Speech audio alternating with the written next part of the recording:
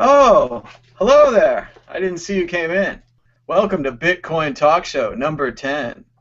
I'm Thomas Hunt, and I'm joined by Chris Ellis and Jan Irving from Gnostic Media and Feathercoin, respectively. Hello. We're here to talk about Bitcoin. Say what's going on out there in the big Bitcoin world. There's Jan. And we're starting off with CoinDesk. What's going on at CoinDesk? At CoinDesk, the European Central Bank says that Bitcoin is a risky alternative to the euro. Well, yeah, it's about a 5-year-old digital currency made by people on the internet, so I bet it's a pretty risky alternative compared to the official currency of the European Union. But I like that you're comparing them. I like that you put them right next to each other. Now we can play, we can really run this down the line. Can you send the euro through email? Can you send the euro to someone's public address? Can you find out how much money is in a euro account by looking at the public address?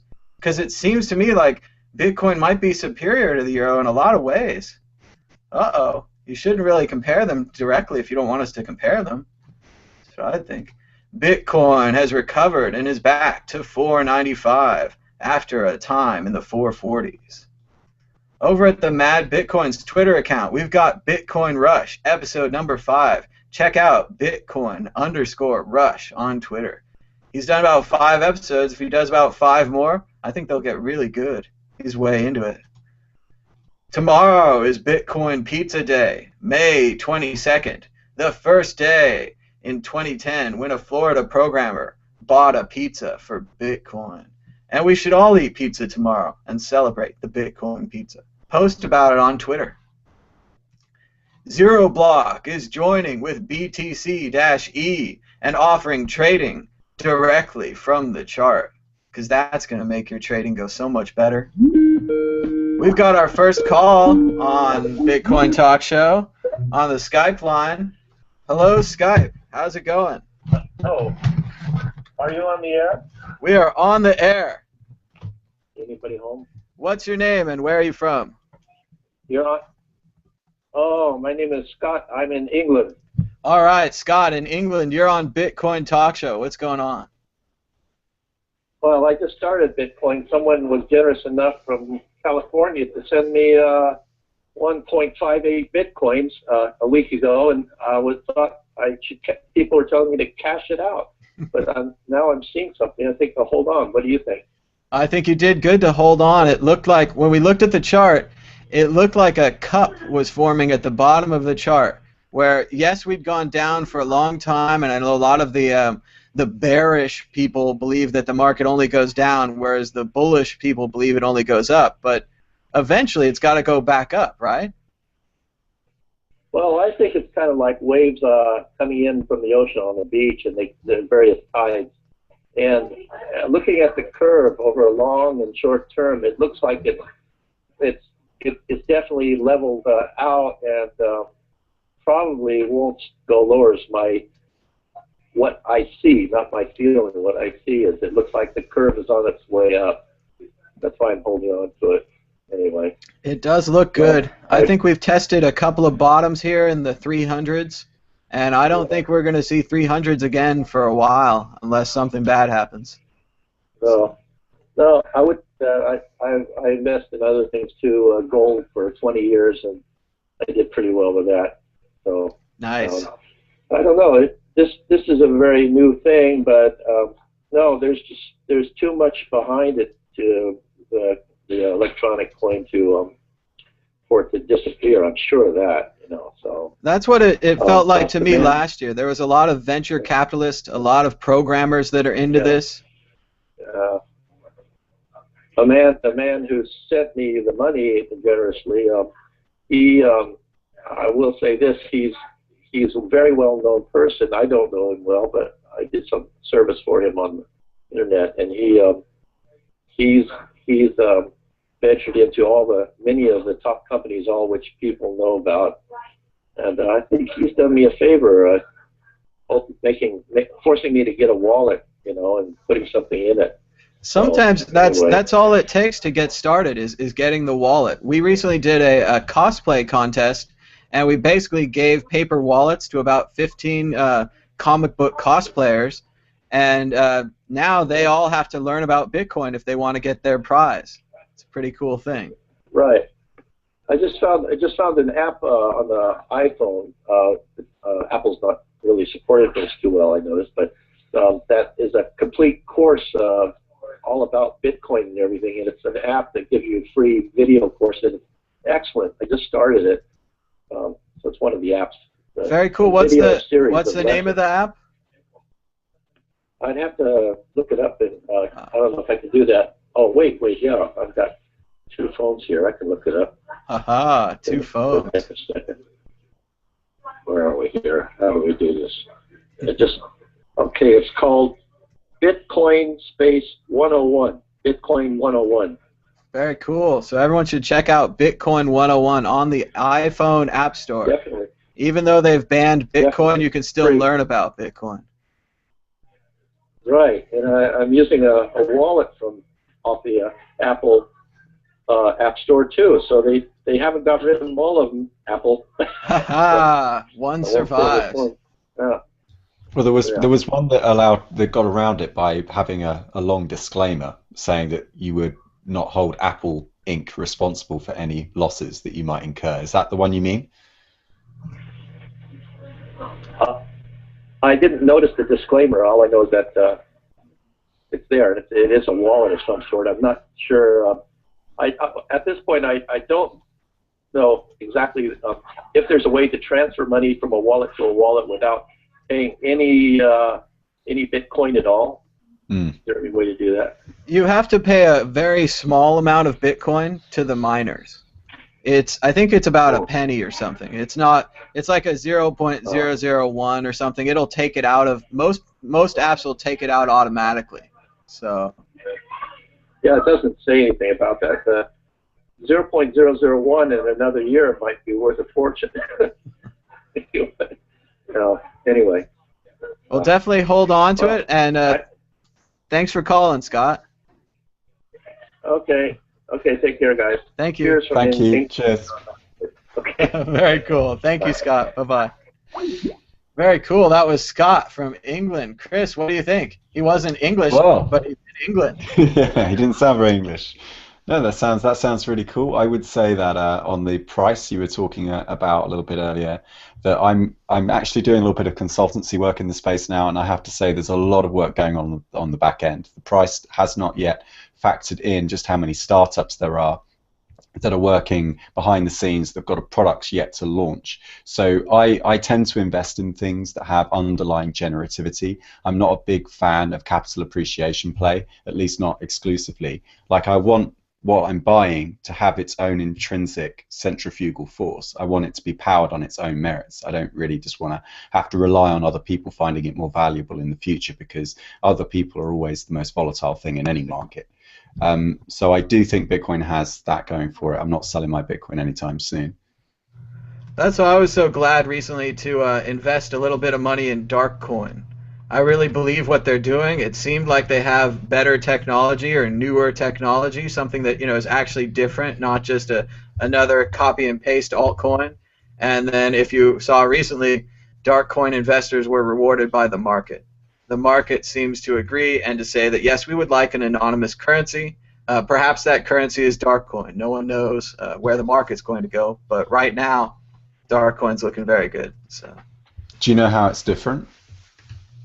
Darkcoin's different. It's an X11 coin, which means that it has 11 different types of algorithms that it's used, so it's very difficult to mine. It also has a dark send technology, where I believe it's similar to CoinJoin. They're trying to send the coins through an anonymous remixer as a third party before they go on to the next party. So I don't know if that works. I don't know if that code actually runs and does what it says it does, but the basic understanding is what I have. So. Yeah, it seems like a lot of these coins now are just branding themselves as next generation, and I wonder exactly how much of that is marketing and how much of that is truth. But what I do like about the Darkcoin guys is they do have their pictures and their legal identities up on their website. That always kind of reassures me when I see someone do that. That is very cool. I know people have been asking us on Twitter to interview the Darkcoin guys, and that would make it easier if they have pictures and are on their website and are not anonymous or using a pseudonym. So not that there's anything wrong with that, but it is a little harder to get an interview with, say, Satoshi Nakamoto or Komodo from Megacoin or any of the other anonymous currency teams. Is there any news on Zero Coin coming out yet?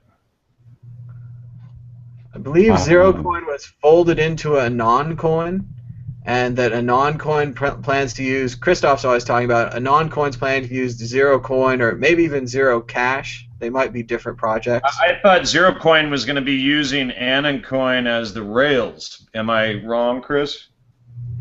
I don't actually know. I haven't been keeping on top of that.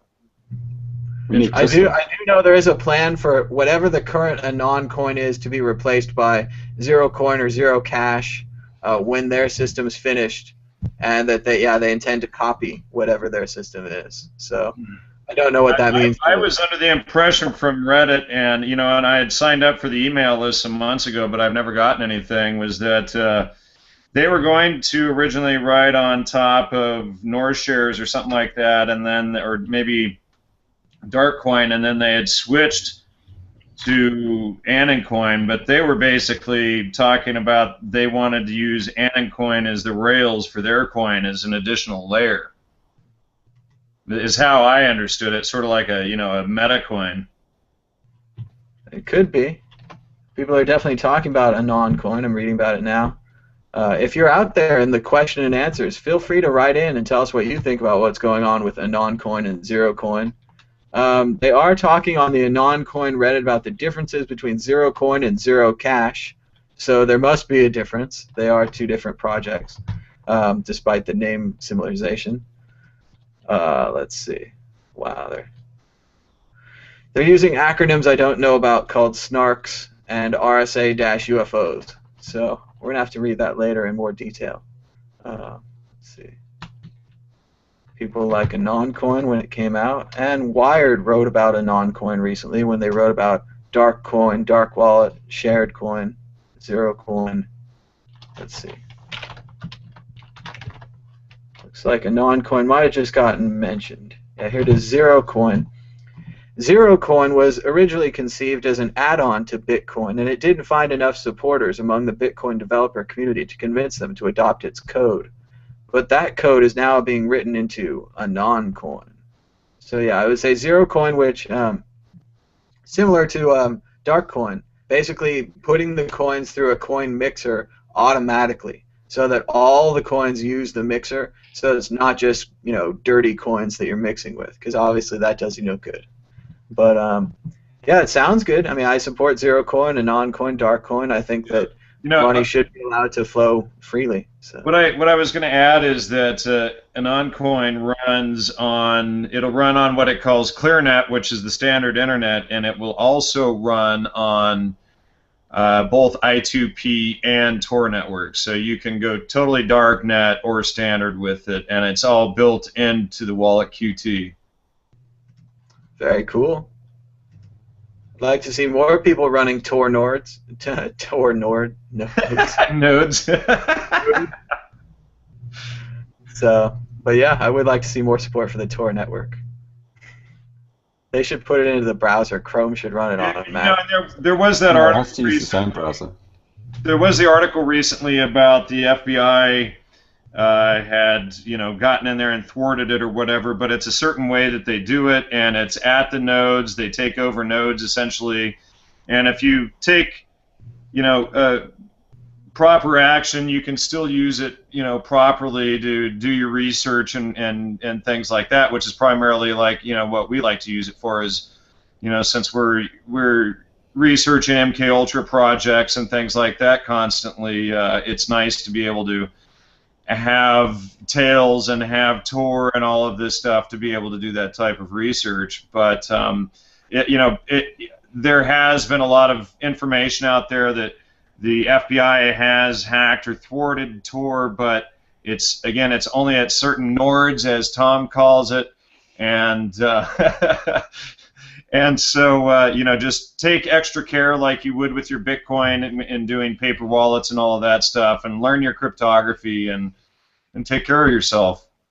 And certainly the when they started the project, they knew that the FBI would be interested. They knew that, oh, we're going to have a large anonymous internet project. Sure. Well, of course, there's going to be some interest from these agencies. Well, and how it gets sold on the mainstream media is that only pornographers and hackers and money launderers would ever want to use these dark nets. But in fact, everything should be encrypted and dark. And I don't appreciate the NSA and CIA and MI6 and Mossad peeking into my stuff. And so, I don't care about, what level it is. I'm a researcher, I'm a writer, I have my own show, and I don't want people digging through my stuff. So I'll take precautions whenever I want to utilize cryptography, and that's what it's there for. And, rather than, trying to attack people, oh, you don't, if you weren't doing anything illegal, you wouldn't care about your rights of illegal search and seizure. No, really, that's a nice spin, but unfortunately it doesn't work that way. You have to have proof that I'm guilty of something. You have to have evidence to show probable cause and then get a search warrant, and then you can have the right to go through my stuff. That's the way it used to work. While we're on the same topic, have you heard about the LavaBit story? LavaBit, of course, had Edward Snowden's email and was for a time an encrypted email service where you could actually have private mail like people used to have in the old days. And LavaBit found that basically the FBI came to him, said he had to install a device to expose all of his customers, and he did for a while, but then they said that he had to actually expose all of his customers' information to them. And he then realized the only option was to shut down his website. That in his goal to become someone that was providing, encrypted and free email and communication, he became the exact opposite of what he wanted to become. What did you think about that, Jan? I hadn't even heard of this story. That's interesting. I wonder how that plays out against Hushmail, etc. I mean, we can only assume, based upon this story, that a similar thing happened with, name any anonymous service provider. We have to assume that a similar thing happened, and someone came in and said, "Hey, you're anonymous, but not anymore." And well, this is why, Namecoin and Meowbit and all of these decentralizing technologies are so important because under I2P, you have access to their totally separate encrypted network on I2P, which also includes email servers and things like that. So, and if they break I2P, hopefully people are already developing another one. I just think we're seeing that, encrypted email services like this are too important to be left with people. We don't need a person running it, because we know if we leave a person running it, they're just going to come to that person. What we really need are these things we're talking about in the future, these decentralized blockchain corporations. Yeah, the software itself is sentient and pays for its own hosting, and we pay the software, and the software provides us with the service we're looking for, and no one can hold the software accountable because it's sentient software that pays for its own hosting. What do you guys think of Proton Mail? I've never heard that one. It's quite a new one. I was reading an article about it the other day. It's set up in Switzerland and it's end-to-end encrypted. So the email and I believe the metadata about the email is encrypted in the browser before it's even sent to their servers. So you only have to trust the other party on the other side. Even if the feds rocked up in Switzerland, which is very hard and they've tried before and it doesn't really work, even if they got possession of the data, they wouldn't be able to read it because it would be encrypted.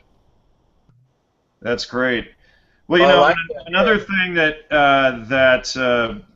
Andreas had pointed out on maybe one of your shows, Tom, was getting LastPass. And LastPass is browser encrypted program, but it's stored locally. And then you basically have one huge major long password that then you use to get to all of your other major long passwords. And I don't know, what do you think about that, Chris? That was actually my suggestion. I mean, I've Oh, been it using it was. for a while. Yeah, I've been using it for a while, and I would urge caution because obviously it's a massive honeypot. It only works if you know how to memorize a long password. If your actual core root password is compromised, then everything else then becomes compromised. So I do use LastPass for some of the more convenient websites, the ones that I access a lot within the browser. I don't keep absolutely everything in there because that would be insane. But what I do like about it is that it does have two-factor and it works with my YubiKey. So they would need to get possession of both my YubiKey and my password in order to get access to my LastPass. So that's why I like it. And I can have like 30 long character passwords for websites just because I can. And you know. And it's got the generator built in right there, and you just click it, and it generates the password, and you don't have to sit there. What am I gonna do for my 35 character password today? But you can also set it right there to I've used it up to 70 key passwords, and you just set it right there, and it goes. Yeah, I think it's wonderful, and I think it's definitely a step forward as long as people know how to set strong passwords in the first place. And this is a topic that I really want to go into Christoph with here soon because I think this is so important. Maybe he and I are at variance on this, but the whole cryptography issue, to me, some way, somehow, cryptography and internet security needs to be popularized and needs to become the cool new fad that everybody gets into and understands, rather than cryptography becoming so easy and simplified that people don't need to think about it. I think the opposite is true. I think people need to think about it, and it needs to become part of the social meme, and learning, long passwords, learning heavy encryption and all of this stuff so that we can protect ourselves, because the coming years, and with all of the Huxleyan transhumanism eugenics nonsense being sold these days, we need to be careful of how how we approach these things, and security is everything. I think a lot of people just weren't expecting this, though. I think that's the reason. It's actually an intergenerational divide. Like, my parents see me working, and they don't think that I'm working because I'm sat at my computer, and they just think I'm not doing anything. But I'm still doing stuff. People often use the phrase real life when referring to oppose the internet, but you are in real life when you're on the internet. Like, every online action has a corresponding offline antecedent that came prior. So it's a different way of existing. It's a whole new form of civilization, right? It's a whole new culture. It's a whole new way of being, and it's a way of being that says I belong to where I am, rather than I was born here and this is where I'm just going to abode over here where I was born. Like, on the internet, you can bring anything close to you. And this idea of cryptography, which is really just the study, the art and science of concealing things, it's really just the way of burying messages in the universe, is like, a lot of people just grew up not expecting to ever have to learn about this stuff. This was stuff that IT managers dealt with. You didn't have to worry about it. Well, but now all of a sudden, everyone's kind of responsible. How do we meme it and get it, the popular topic that everybody wants to learn? Well, because you have to help them understand why it's so important. I don't think that's going to work for a lot of the older generation. Actually, I would just say that my dad is a programmer, and he sort of got me into code from an early age, so I am very grateful to him. I just don't think that he kind of caught on to just how popular it was going to get. Like, there was a really famous quote from Douglas Adams where he says, the technology you're born with is just kind of passé. The technology that comes around in your 20s is kind of cool, and the technology that comes around in your 30s you just try to make money out of, right? And by the time the technology comes out in your 50s, it's really strange and peculiar and really weird, and you wouldn't know why anyone would want to do it. I think that as you get older, like, the whole way of living and your whole reason for doing the things that you're doing become ethically abhorrent to you. I don't know why. Like, when my mum looks at the internet, like, my mum's a hairdresser, and I show her, if she wants to know how to do the latest style, I'll go on YouTube and I'll just look it up, and there are all these young women who just spend hours in front of the camera showing other women how to style their hair in a certain way. It's like a whole sub-genre, right? And so I show her these videos on the iPad that I bought her, which she rarely uses because she's so scared of it.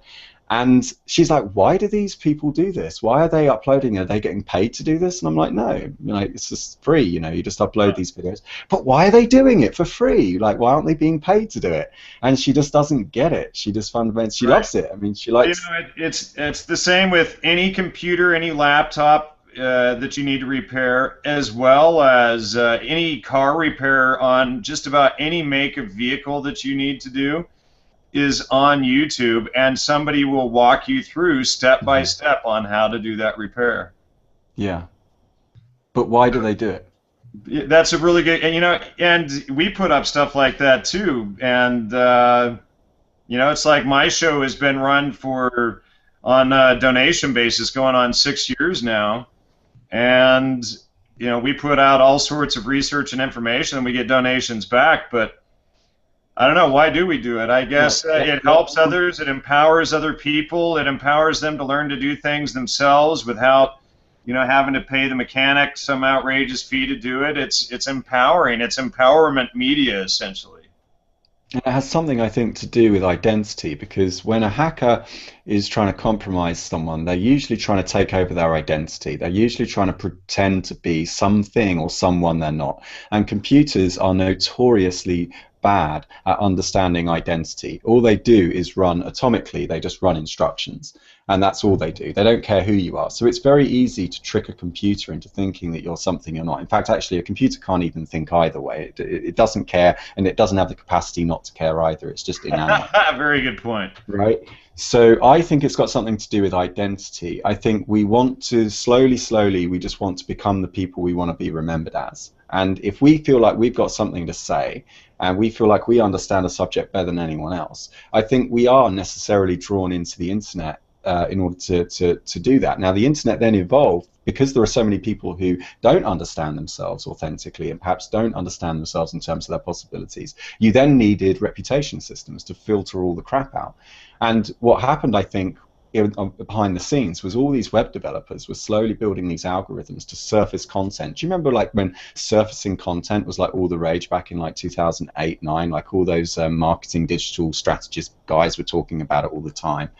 And YouTube and eBay and LinkedIn started to get really, really good at surfacing content, and it was supposed to give you the answer that you didn't even know you wanted. I mean, I guess Google pioneered this, right, with the search engine. It's just really spooky that it just knows what you want before you do, to the point where Google has such a reliable uptime that it's now just become part of the atmosphere, and we don't even think about it. Like, can you imagine like Google going down? I've never had Google go down. It's always been there. You know what I mean? We just take it for granted. And in Google, and they're partnered with these defense contractors and making war robots and things like that. And you look at this guy, Kurzweil, or whatever his name is, that works there, that's always selling the transhumanist religion. Yeah. To me, what I see the potential of Google being is basically it collects all of this data on all of these different people and all of their habits. And just think if they did want to serve you up sort of a digital reality, they would have every single search and every single thing that you ever did online from the beginning to sit there and throw into your face as, your perfect design little world, and I've studied the Huxleyan agenda for many years, and I've studied Julian Huxley, and he was the president of the British Eugenics Society that developed all of the transhumanism, and they've always, dressed up their eugenics in some sort of, wolf in sheep's clothing to then sell it to the people, and it makes me a little leery. So I find myself lately using DuckDuckGo and some of these other search engines a lot more lately, as well as those in the Tor browser and I2P, etc. Well, the question is, who are we? Like who am I, and what makes me me as everything about me changes? So what is it that stays true over time, even as I age and my taste for clothes change and I think my mannerisms change? What is it about me that stays the same? And I think it's got something to do with intentionality. What Google fundamentally solved is they said, okay, how do we find out when someone is approaching a decision, because as you're approaching a decision, you're at a very vulnerable point. You're available for influence now. That's why when you go into chat rooms on exchanges, they love that you go into chat rooms on exchanges, because it increases the flow. You're more likely to trade if you've got lots of people spouting opinions at you, because you're getting vulnerable at this point. So Google asked this question, and it came off the back of the research that Sergey and Bryn were doing, you know, on stigmergy, on the ants, and watching how the ants were able to find food by laying down pheromones, and whatever trail around the nest had the strongest layer of pheromones, that would be where the food is, because they had the highest rate of success. And so they were basically asking the question, okay, how do we make people smarter about their decisions? If we can give people information about the decisions that they're making, then we'll be able to capture all of their intentions. We'll get to know all the diseases that they've got, any kind of medical ailments, because people are going to want to enter in that data and reveal what it is they're thinking about. And that, I think, gets to the true identity of a person. It's like who are you always in a state of becoming? Because when you declare your intention, like if it's a transactional search where you're trying to buy something, then you're declaring an intention to buy something. Not always for yourself, sometimes it's for other people, and that's where the algo doesn't get it quite right. But I believe that Google are pretty much storing everything, like the NSA. Like, this is big business. And not only that, Chris, but if you get into the comprehensive annual financial reports, which is basically the books of any corporation, you'll see in there that companies like Google and Apple and Microsoft are owned about 85% by the government themselves. So not only are they storing all of that data, but then the government, through various state, county, city, and federal government stock holdings, etc., own then 85% of the of the corporation. And then on top of that, the corporation, of course, gets licensed to even exist from said government. And so, you know, essentially these corporations are just arms of the government, and the major ones are mostly owned by the government when we get in and look at their financial reports. So then, you know, this is going back to my statement a second ago, is why I find myself using DuckDuckGo and Tails and more of these things more and more as I especially do research. You know, and as I do find it interesting when I'm, you know, go to research some product or something like that.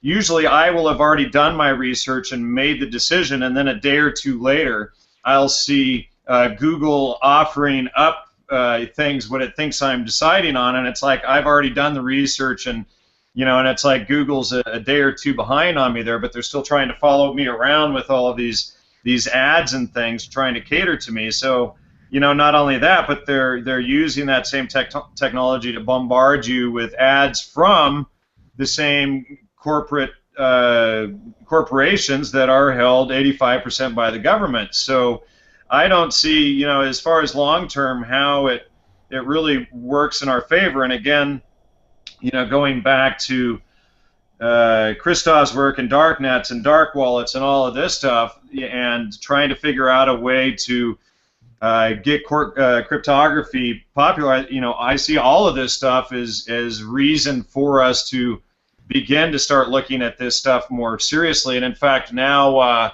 in Firefox, there's a plugin for the Google browser that, you know, runs on SSL at least. So, you know, you can at least begin to start using even, you know, search engines. If you're going to use Google, use it encrypted. But then again, the other end is owned by the government. And not only that, they're a defense contractor making murder robots. Talk about don't do evil, you know. And it's not even like, never mind that they necessarily do evil. The fact that that data is domiciled somewhere means that it could be bought out by somebody later on along the line. So even if we did trust them implicitly, it's still not a good idea to be persisting this data. Right. And then you have, you know, one of the directors is this Ray Kurzweil guy, who's the largest promoter of this transhumanist eugenics propaganda on top of it all. So I mean, it doesn't make a pretty picture, in my humble opinion. And so this idea of transhumanism, it includes mortality optional existence. This idea that you'll just be able to choose. You know, basically what they do is they use these loaded terms like your chemical body and your chip body to sell people the idea, to condition them that, hey, you know what, you need to get chipped so that we can trace you around. You know, sure, and we'll sell you all of the convenience for it, but then we're not going to tell you how we're controlling it. And then the idea is to lead people into a position where they can, quote unquote, upload their soul into a computer, right?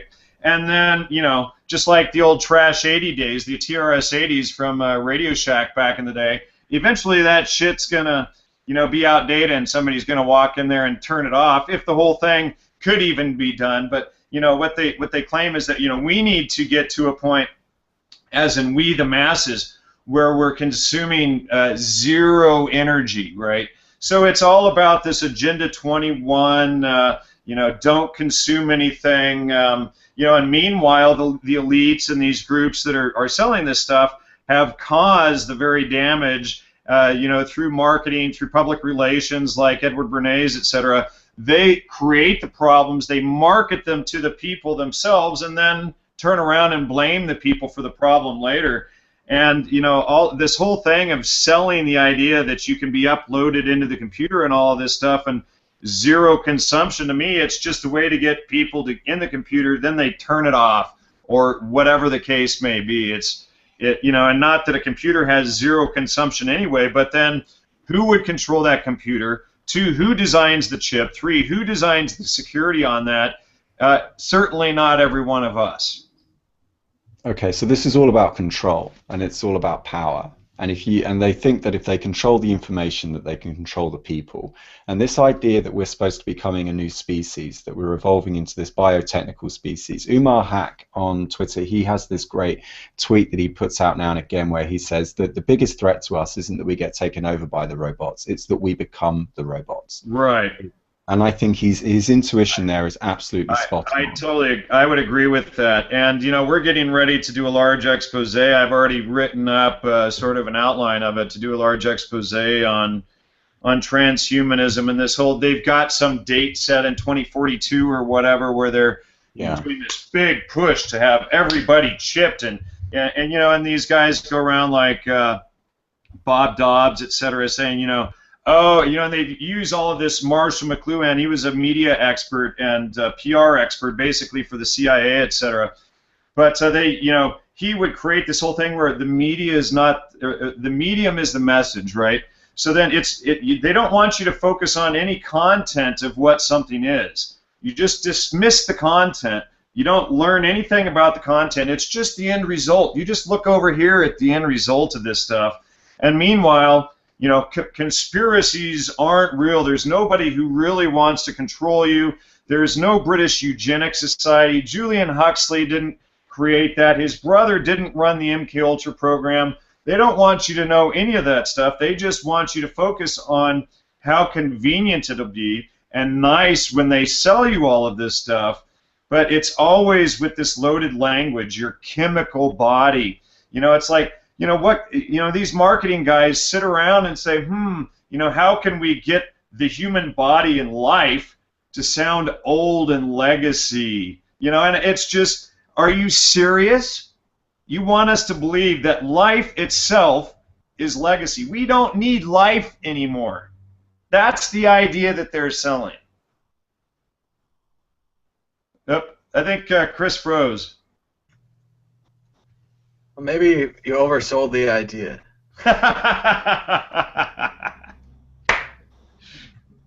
I don't know. You got a lot of things going on there. It's been a while since I talked, so I'm going to talk about how can we attract kids to cryptography. I think we should use this scary Happy Meal box with the teeth. This is the one. That's a great idea. And once we do this, I thought of another branch. And I know you said to be serious, but that's really difficult. So what I think we should do is have a whole series of ads about how awesome it's going to be a historian in the future.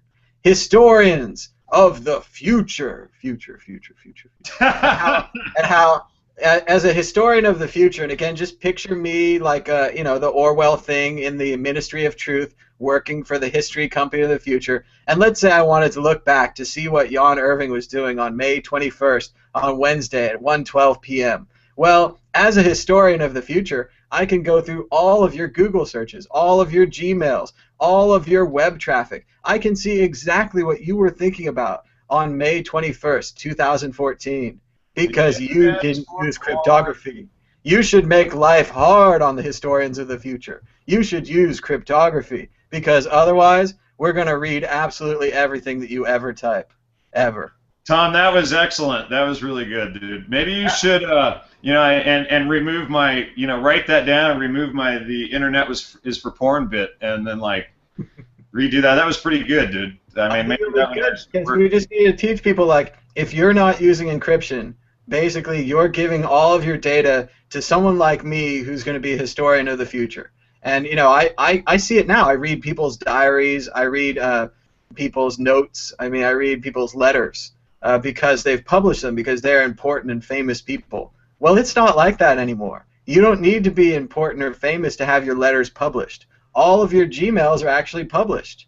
All of your emails are published. All of your web traffic is published. It's all, and maybe it doesn't come back to haunt you, but just imagine 200 years from now, historians will be reading transcripts of this. Historians will be looking at what web pages I went to, what web pages you went to, because unless you encrypt it, it's open, it's going to be cataloged, it's going to be databased, and at the very least, it's going to be statistical information. How many people were searching for Britney Spears right now? Like, I already know Google will show me a chart of that, and that's just today. Like, eventually, I should be able to pay for better access to the Google historical data to get more information on that chart. I'd like to see, you know, how many senators are searching for Britney Spears, how many people in New York City in the Upper East Side are searching for Britney Spears. I want to, you know, I want really the good data from Google, and Google has it, so I think they're going to give it to us. So, good luck. Well, looks like Chris didn't come back. That should have been long enough for him to reboot there. Yeah, I don't know what's going on. Maybe he ran out of battery power. Maybe he's having a Macintosh issue, I'm sure is what you're thinking. Maybe he had to update his browser or something. Maybe the ghost of Steve Jobs took over his computer. Could be bad. We've still got a few more stories in the can here. So all right. Let's see what else is going on Twitter. On Twitter, on Mad Bitcoins, we've got the Feathercoin image contest. Create a cool Feathercoin graphic and tweet them for respect and tips. Mainly respect. We've got our first entry. We've got our first entry from Philippe. He's created this beautiful. What's it? Oh, I forgot the name. What's this bird called? Chris is back. Chris is back. We've got a beautiful. I'm blocking on the name of this bird. I'm willing to totally stop the show until I remember the name of this. Peacock. Peacock. I knew it was a peacock. What you do when you go out to get a date at a bar? You do peacocking. Well, that's what I need to do. Apparently, I need more feathers. Apparently, yes. But so we've also got Bitcoin Rush. We mentioned him, and then of course, more than half of Bitcoin has been raised at the Bitcoin cosplay contest over at the World Crypto Network, where the alien is in the lead. So Chris is back. Did you manage to reboot? Did you get rid of that my ghost internet of Jobs to the computer? Yeah. Yeah, they were tracking us.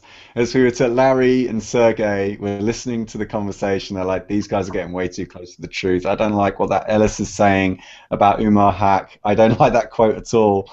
So they cut us off.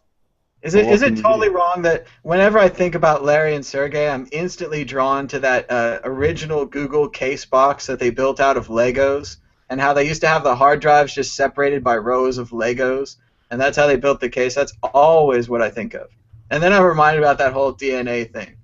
Jan, you must like that DNA thing, 23andMe, Google collecting people's DNA. Yeah. Wow, I didn't hear about that. Oh, wow. Come on, man. It's quite the quantified self movement.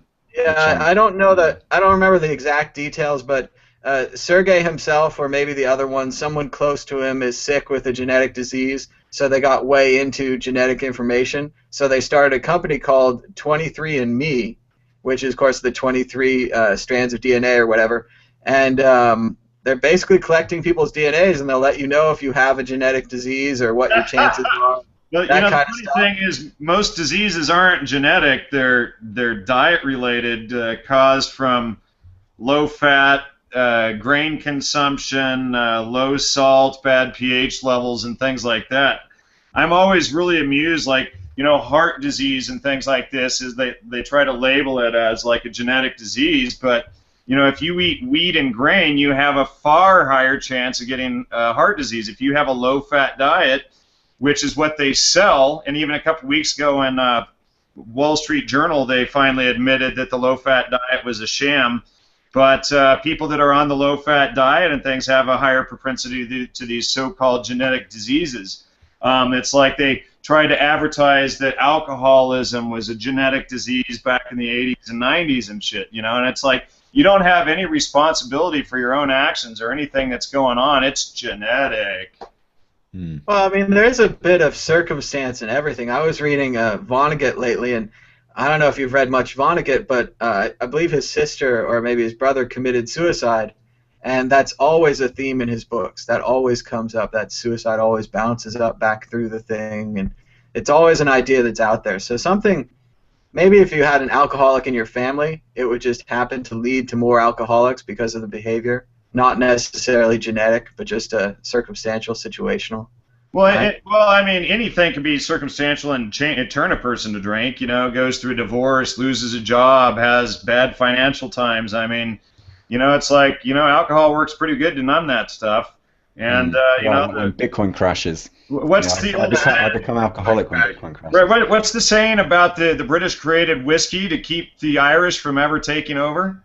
I think that's the Scottish, isn't it? Well, whichever. Yeah. Whiskey keep the Scottish from ruling the world. Yeah. So anyway, you guys, I should probably get going here. Did you have anything to add to what I was talking about earlier before you got dropped, Chris? So yeah, I mean, way too much. This whole kind of transhumanism thing and this optional mortality stuff just feels like messianic almost. It's like it's like a cult. You're selling people on this dream, and I'm really spooked out by the way that that these online companies, Facebook and so on, they know us better than we do, and I think it's got something to do with the fact that they're willing to put the effort in more than we are at self-knowledge and like trying to understand who you are, because like they understand certain frequencies and certain absences of behavior. So if you don't know what that means, like let's say I always check in to my favorite coffee shop every morning, and I do this for like 6 weeks, and the algo picks up on that. But then one morning I don't, right? Like I won't have noticed that gap, but Google or Facebook will. Like the algorithms are primed to be looking through that stuff. Like there was a chap like a few years ago who made an algorithm who could tell whether your gender, which gender you were, just by like the way you looked at the page or by the way the mouse moved. Like it was like 60 to 70% correlated. So what they do is they just backtest this stuff. They just dump this data into an algorithm, and then they just run a load of back tests, and they say, okay, given that we know what the inputs are, what do the outputs tell us, and how do they compare? And it freaks me out, because I think what's happening in our culture, particularly in Western culture, is that we've stopped caring, and we just become these kind of automatons, and we just want to be entertained, and we don't really want to have to think for ourselves. I mean, just look at like Alex Jones and Max Kaiser and people like that. Like they're just trying to sort of get their own agenda out. Like, I'm not saying that you shouldn't listen to them. If you're going to listen to anyone, you should probably listen to those two. But what I mean is that they then want to control that information instead. And people, again, are just watching this stuff and just letting it kind of wash over them. And they're not thinking critically. They're not thinking like for themselves. They're not checking this against their own experience. They're just kind of taking it as fact, and then it just becomes entertainment to them. Absolutely. I mean, I'm not saying don't listen to them, but you should listen to everyone and try, as many diverse range, and really exercise good judgment. What the ancient Greeks called ouvulia. Ouvulia means wisdom in the absence of knowledge. Something like good judgment, right? It's the idea that I've been around for three decades and more, and with a thin slice of information about the universe, and yet I'm still here, right? I've still been able to make those good judgments. And so really it comes down to knowing how to do the unique thing in the unique way at the unique time. That's the opposite of what governments and regulators do, by the way. They always act in a very general way, right? They've got their rule book, and the rule book means they don't have to take responsibility. The rule book means they can point at the book and say, like, it's okay, don't fire me, I just had these rules that I had to follow. I followed those as best I could. Don't blame me. But actually, I think life is a lot more complicated than that. I think every situation you find yourself in is different to all the other ones before. It requires you to be authentic. It requires you to know yourself above all else. You have to know yourself better than everything else, because if you don't, and you're stuck in an environment you don't know anything about, then you're left not knowing anything. And I think that's what they're doing. They're punishing us for not taking more effort to think more critically. Well, and on top of that, Chris, all of this has been sold to us. You know, and I mentioned Aldous Huxley, Julian Huxley's brother, Aldous Huxley. He really essentially created the game plan. Aldous Huxley was CIA and MI6, and he's sold as this spiritual leader and guru. But his book, The Brave New World, is the design book. And when you watch movies and things, you'll see them cue in, that's the Brave New World, or we're in a Brave New World. And I see movies all the time where they slip this little bit in there. But, you know, we've been going full bore exposing Aldous Huxley. And again, he was one of the key engineers behind the CIA's MKUltra program. And the whole agenda of that, as you pointed out, was you know, to get people not to think critically, to not take information. And as you said, you want to take in as many opinions as you can. And not only that, but you need critical thinking. You need to be able to spot contradictions and logical fallacies so that when that information comes in, you're filtering it and you can see who's lying, who's using tricks of logic and things like that. And then you have a systematic process that you've gone through to actually review any information that you get. Who, what, where, when, why, and how. And that's how we've always gathered information. And so, you know, what these guys do, and even Julian Huxley worked with Albert Einstein at the New York Humanist Society, but these guys even developed, you know, mathematical magic like quantum physics to get people to think that reality doesn't exist. And Chris, you don't even need to go look things up. You don't need to know. So then they sell this whole religion that on top of it you can't know anything, so you might as well not go look. And so yeah, they're dumbing people down. People are now in this apathetic, brave new world state. But, you know, to our advantage, if one of the sheep wakes up, suddenly he can wake the whole herd up. And well, so, usually the herd only wakes up one by one. That's the problem. And what I particularly... but you and I are sitting here with Tom having this conversation, and this goes out to maybe 100 or 1,000 people, and then boom, so it has this constant ripple effect. They go out, they say, wow, I just learned this and that from this conversation with Chris and Jan and Tom, and then they go out and they have this ripple effect, and each one of those, and it keeps going. Yeah, well, this is what you were talking about, the mimetic stuff, about how do you get this to go viral in a way. And what I don't like about this agenda, this transhumanist agenda, is the fait accompli. It's the fact that this is now done. Isn't it funny how we're all using mobile phones and we're taking it around everywhere? Isn't it fun how 260 million hours get spent on Candy Crush or, you know, Farmville or whatever it is that the new theme is.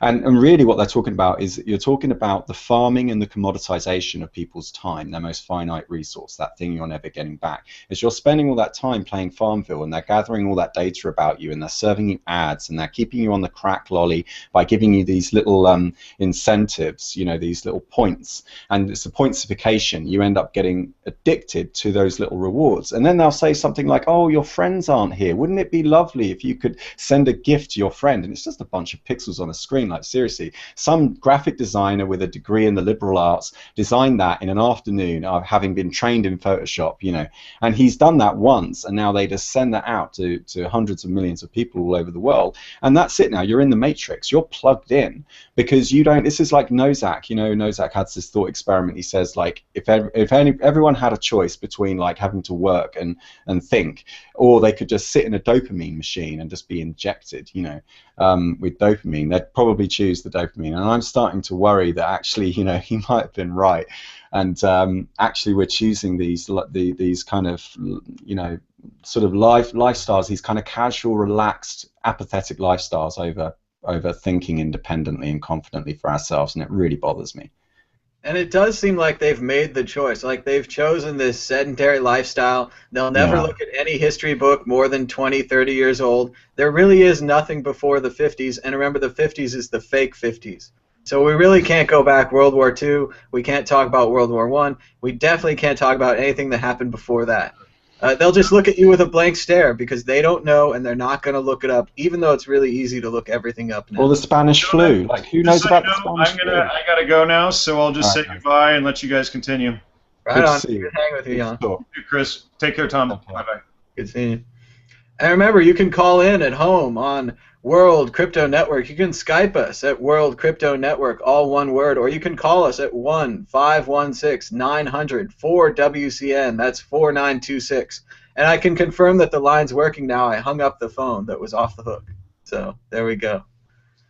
But Chris, we were talking about transhumanism. We were talking about I talked a little bit about historians of the future and why you should use cryptography to make life harder on historians of the future, because otherwise we're just going to read everything that you do, because everything that you do is going to Google or it's going to the NSA if there's really a difference there. It's going to be cataloged. They think it's secret now, but if you make enough really good data, it never stays secret forever. Academic types will always get access to it, even if they're academic types working for the CIA. Well, actually, I mean, that's always been true. Privacy and anonymity are a function of time. And privacy can't exist in the future because it hasn't been witnessed yet.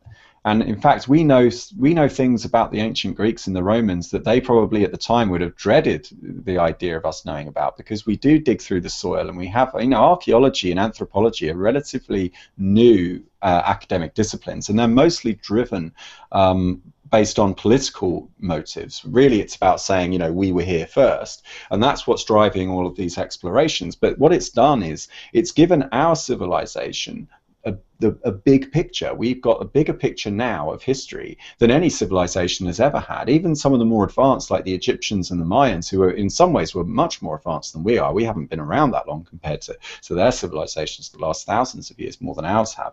And so in some ways, like, I think people tend to think that we're getting smarter with time. That's not actually true, because at any point in time, there's only a very small number of people on this planet that are actually thinking.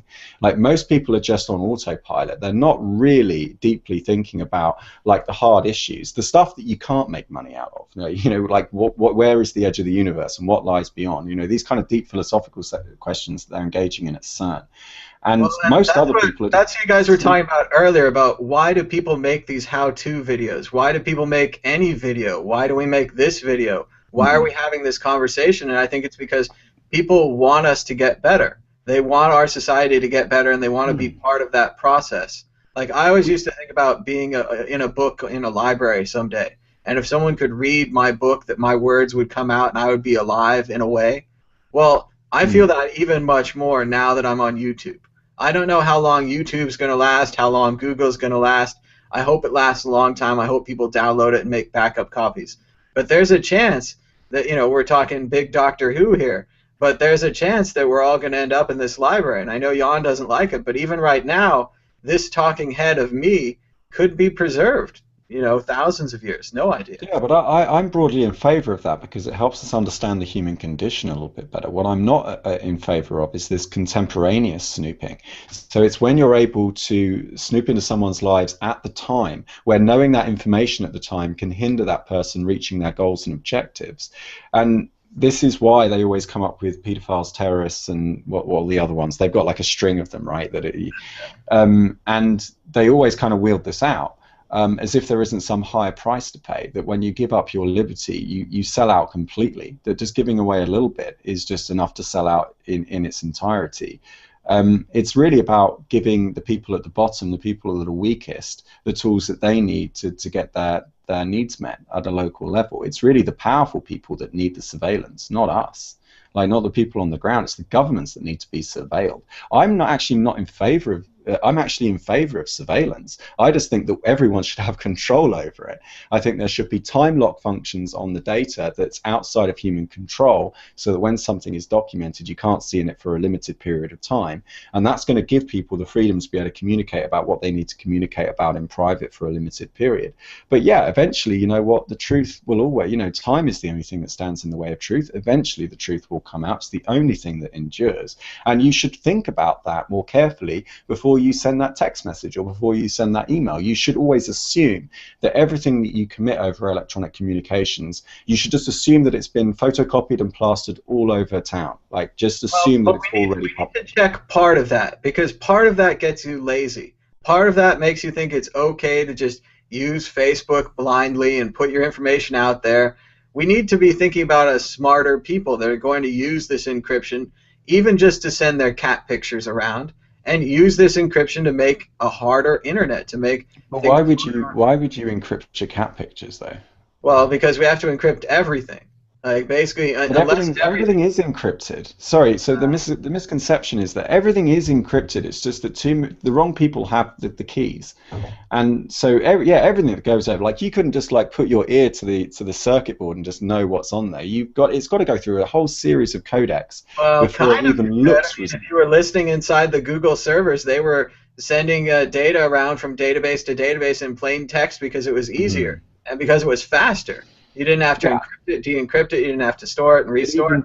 Yeah, sure, but even plain text is still encrypted to someone somewhere. It's just it isn't to most computers. I think what we need to do is manage people's expectations a bit better and make sure that they understand that when they use this protocol or this website in this way, they should just, even though it says it's private, they need to know it's not private. It is actually public. It's only private for a while. It's only private until the people that own that database, because really all these websites are a database wrappers, right? They're just pretty little front ends on top of a database. The real business model is the data. Data becomes the oil, right? Amazon isn't in the business of selling you products. It's in the business of gathering data about your purchasing habits. That's what makes it profitable. That's why the stock price of Facebook drops every time there's allegations of dirty data. That means, you know, a lot of the people don't fill out their real legal identities, which was important for their business model. When people actually don't use it that much, LinkedIn has got a terrible dirty data problem, because LinkedIn, people just lie habitually about all the things that they've done. Like, the whole thing's just a big gloss.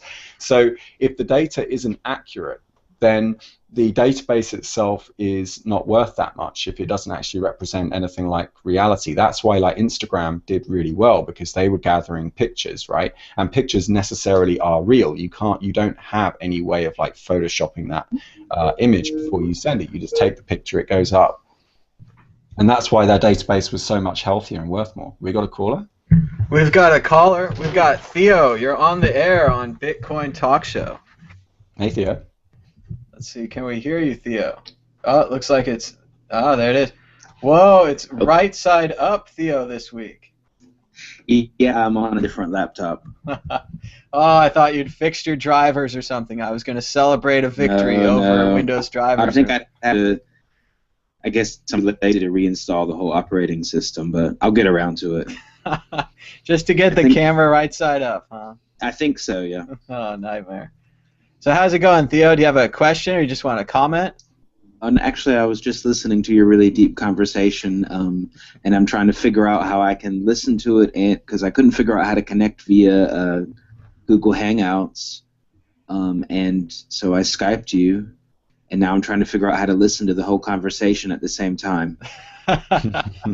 Good luck there. Yeah. How do I do it? Oh, you have to rewind on the YouTube, and you should be able to play it back. But I'm not sure how you're going to listen to us. No, I mean, like, listen right now and listen to everybody. Oh, I hear you. If someone else talks, am I going to hear them? Can you hear me? Okay. Can you hear me? Do it like this. Yeah. I mean, I've got, basically, I just have my speaker to the microphone right now. So we should be able to hear each other. Okay, that sounds good. Yeah, well, yeah, I was just listening to your conversation about...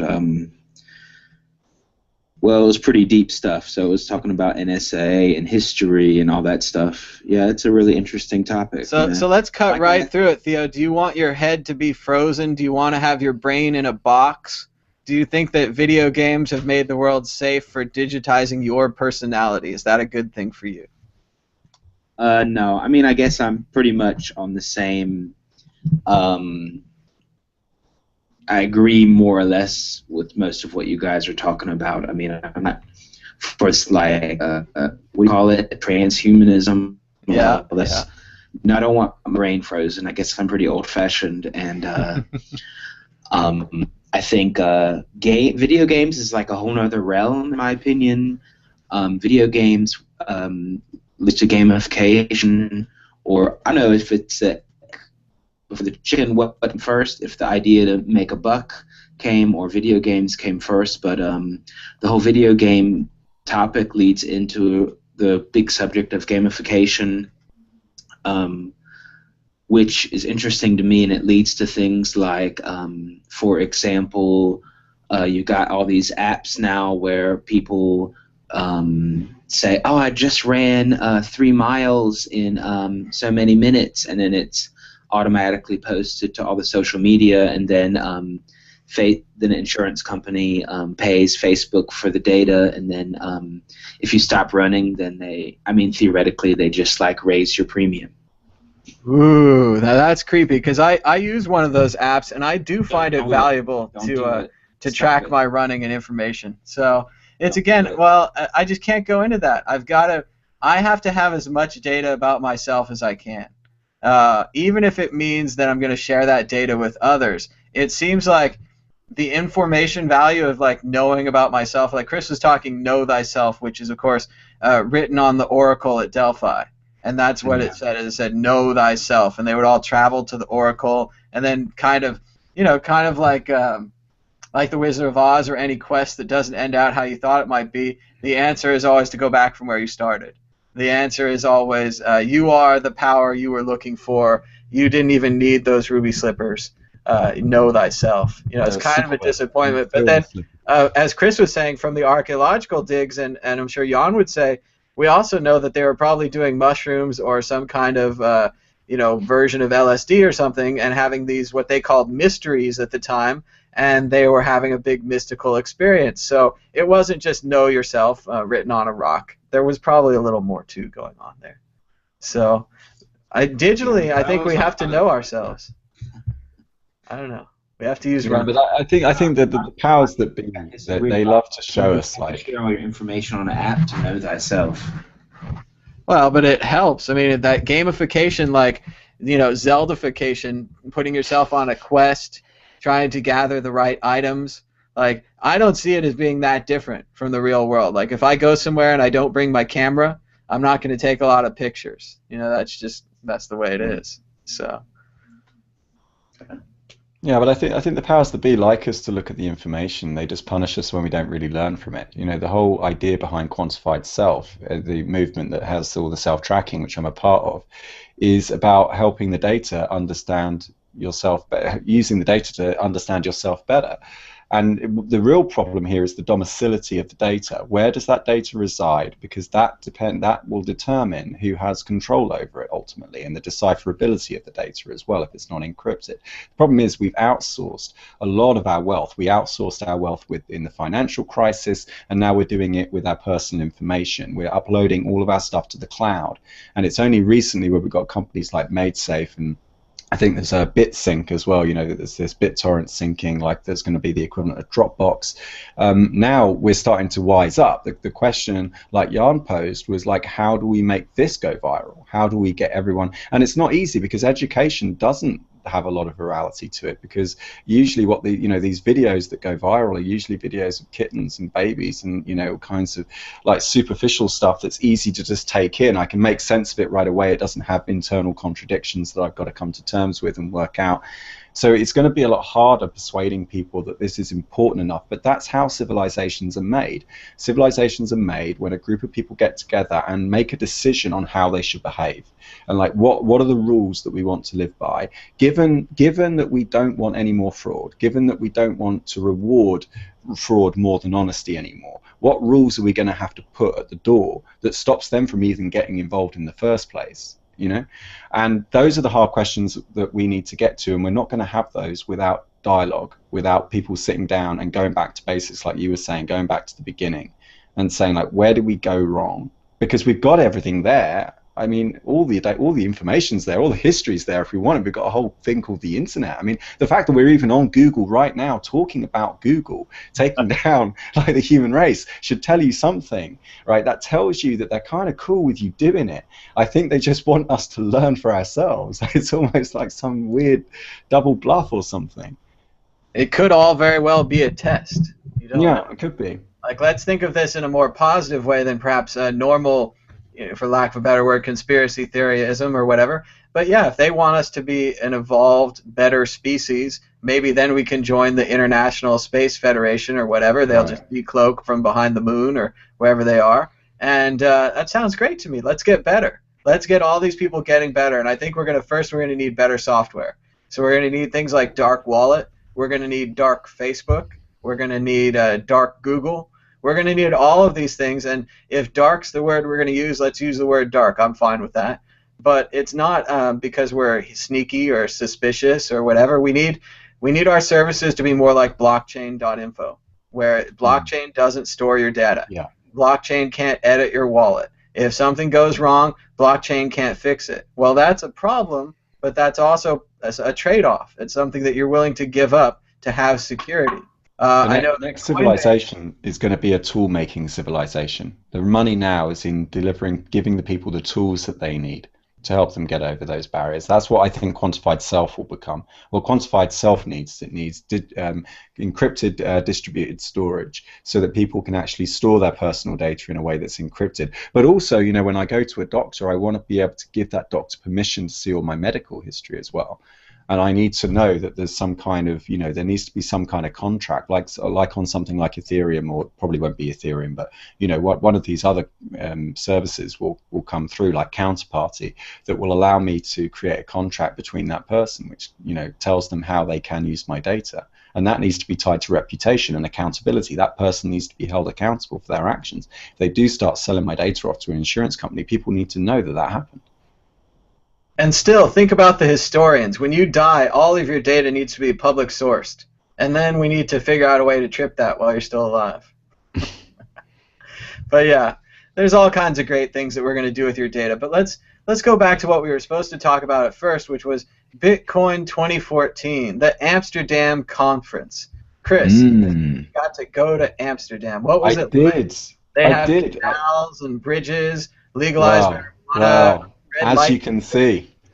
Well, don't look at the picture in the top right. I'm pretty sure that's just a troll. I was hoping for pictures when I said all those things, and boy, have you come through right away. Yeah, I actually did a write-up on the Feathercoin forum. It's in our latest newsletter, number 33.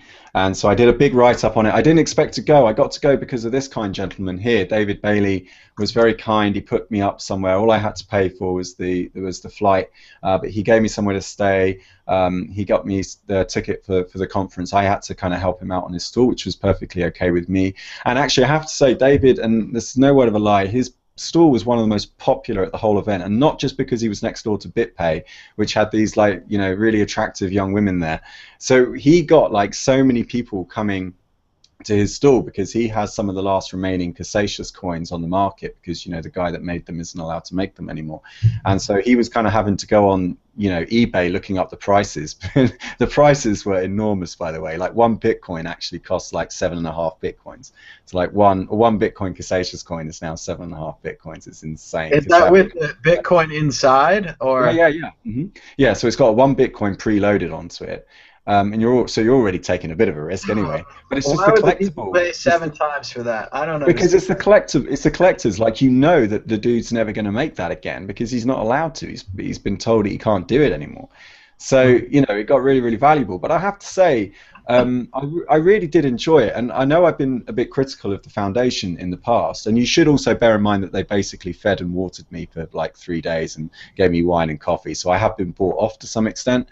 But I actually really did, when I got to sort of meet particularly John Matonis, like face to face, I kind of got a different impression of him, and I was open to that, you know. I did sort of feel like there was still a kind of awkwardness, like when I went up to the desk, there was still this kind of like, because I specialize in like community management, I guess. I don't really like that term, but that's the technical term. Well, and, you're a television celebrity, right? Were they a little off put by your television? No, I don't even think that. I mean, John recognized me. I don't think anyone else did. But it was like, yeah, and I was just like, there was a certain amount of like awkwardness, and I tried to bring up a conversation about community, and I do sort of get the sense that the word community just gets thrown around like a marketing term now because you're supposed to talk about it. Gavin Andresen in his State of the Union was bang on. Like he was really, really sharp, and he made the observation that what we need to fix is that when a blog, when a forum gets too big, it descends into trolling. And so one of the things the foundation sort of said is that they spend less time on Bitcoin Talk and they try to get everyone over onto the foundation forum to talk there. My problem with that is that you don't actually build community. Communities aren't built. You have to go to where the people already are and engage them there. Communities actually form around common need. So unfortunately, whether the foundation likes it or not, and whether it's member-driven organization or not, the fact is this is a tiny, tiny community in the grand scheme of things, this cryptocurrency community. And they are going to have to go on Reddit, and they are going to have to engage people more on Twitter, and they are going to be seen as representing the whole thing. I mean, at the end, we got to go when I sort of really changed my mind about them was when I saw them at the members meeting. So I signed up as a member on their stall, and actually I really did like the way they answered the questions. The transcript has been published, I believe, of the conference itself. It's up here on the foundation blog, bitcoinfoundation.org, and yeah, they recorded it, audio, and then they also transcribed it and they published it, in a few days afterwards. So okay, so kudos to them for that. I didn't realize that the intention of the foundation specifically was to represent its members only. I'd always just assumed that since it was Bitcoin and it was a distributed ledger, I just assumed it would be a distributed, foundation and organization. So I kind of didn't realize that, but I did appreciate the humility. How do you say his name? Vicenes sort of said that he gave the foundation a C-, I think, for their performance over the last year. I like the kind of humility of it, and I also touched on something that came up during the meeting, was why would the foundation consider representing other altcoins, other blockchains? And actually Gavin Andreessen sort of said, well, actually there's nothing in the articles that say we can't. There's nothing in our bylaws that say we can't. It's just the only reason it hadn't been brought up is because no other altcoin had approached them.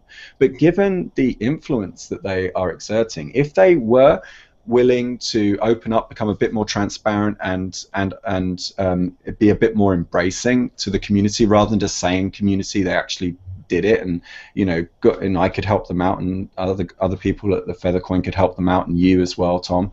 Then I think they could probably turn this around for themselves. Because at the moment they have a very polarizing image. If you're in the industry, the Bitcoin industry, they kind of like it because it's basically a way of helping you to maximize your profits. You've got a group of people who are all going to agree on a sequence of activities in the future to bring about the mutual benefit of others. So you get to rely on the effort of others within the organization. But then to all the people that love the open source, that love the fact that this is going to help out the world's poor, they kind of see that as being a little bit corrupt, that you're basically trying to centralize, you're just trying to become a new set of central bankers. I think that they do have an opportunity, and I think history will be much kinder to them as well, since we're talking about history, if they do open this up and actually run their organization in accordance with the values that were stated by Satoshi Nakamoto in the original paper. I think they could. One thing I'd like to open up, Chris, is that the Bitcoin Foundation is now being challenged, I don't know if it's on the left or on the right, wherever they are, but by the Dogecoin Foundation. The Dogecoin Foundation is electing all of their members from the community. I don't think the Bitcoin Foundation has tried anything like this. I know they have industry seats that can only be filled by industry members who have to pay more money and be a part of the industry. I think the Dogecoin Foundation is going to be entirely community-based. So. Right. Well, that's exactly how it should be. It shouldn't just be. You should have representation from a very broad section of your community. You should have industry people there, but you should also have, a lot more developers than they. Well, and they need to think expansion too. I haven't seen any real expansion from them yet. Obviously, Bitcoin's expanded, the price has expanded, the VCs have expanded. If you don't have enough people on your board, why don't you just double the board? Why don't you have a Congress? Why don't we have a Bitcoin Congress? Or actually, I think really what's being distributed now is the number of foundations. So you're probably just going to get a lot more. Board and stuff, but the Bitcoin Foundation reached out to. So is in that Germany, you or me? There's like a kind of German foundation, kind of called B. It has like a German name, so I won't.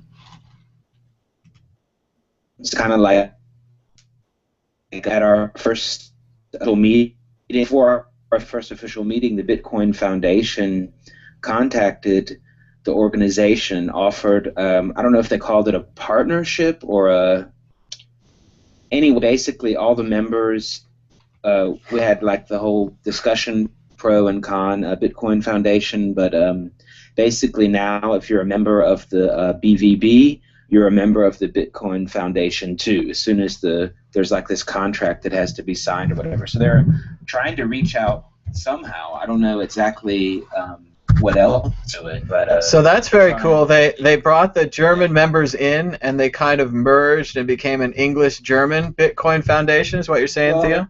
Well, they're happening is the Bitcoin Foundation is seen or has been seen in the past as American-centric, yeah? And so they've been trying to make a really big effort to include, I don't know, anyone they can from all over the world, basically, to try to get away from that. And I think, yeah, I mean, a lot of people were kind of suspicious of it, but in the end, most people agree. Let me share it up. All right, well, it looks like we're having audio troubles from Skype, so we're going to go have Theo call in through the Google Hangouts, so just follow that link there in Skype, and hopefully we'll have you back. Chris is back. We're having a lot of connection difficulties today. It's a very exciting day on Google Hangouts. Because we've been talking about such controversial topics. We're having a little bit of weather, that's true. Maybe we're having some extra special visitors or guests, people in nice suits and nice offices maybe watching us today. So I tell you what I did like from the conference, actually. My favorite presentation was from Mike Hearn, who was demoing his new project that he's working on at his company, Venumerous. It's called Lighthouse, and it's a distributed Kickstarter. So it's basically a way of using the blockchain to raise money that doesn't involve any counterparty. You can just run this thing from a memory stick. It doesn't have to run with a server at all. You can generate an address, a bit like a P2SH address, which is like multi-signature address, but it would be its own one. And then you could, like, you know, do a sort of description of your project. You could send it out to people. Here's some sort of screen grabs. He did a whole demo during his presentation. The video hasn't been uploaded yet, but when it is, I'll tweet that out. Just follow me, Mr. Chris Ellis, on Twitter. And the idea is that when people pledge money to you, that money isn't yours until you've reached the goal. And you do not need a central server to run this. You can if you want, but you can just run this off a memory stick. So people can just send you the funds, and then if you don't reach the goal, the people that sent it to you can just rescind it themselves. They basically double spend it back to themselves. So it's a really, really cool project, and this came in response to his opening remarks in his presentation, which is that it takes a long time to get things done in an open source volunteer-based community, right? That it often takes 12 to 18 months to get a project off the ground. And so he was sort of saying we need a solution for this. We need a distributed solution, and this was his idea. So I think this is fantastic. This certainly looks like it's going to be up and running before Ethereum is, because it looks like he's already coded it and it's already ready to go. He just obviously wants to make some improvements on it, but I thought that he did a fantastic job of presenting it. He's one of the smartest people in the space. He's been around as long as anyone, and I just think this is a very cool idea, and we should put as much of our energy behind it as possible. It sounds very cool. Yeah, I mean, it's empowering, right? Because then, like, anyone can just fund, like, if you've got like a local school project and you just think, you know, let's build a school, you can just do that.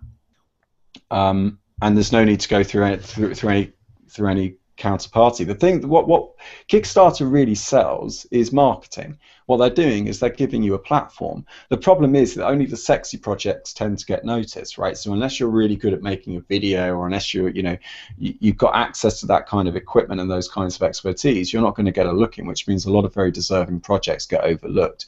And that's because, you know, as a company and as a startup themselves, Kickstarter also have a business model. They also need to appeal to investors, and investors don't want to lose money, right? They want to put money in one end, they want to get more money out the other.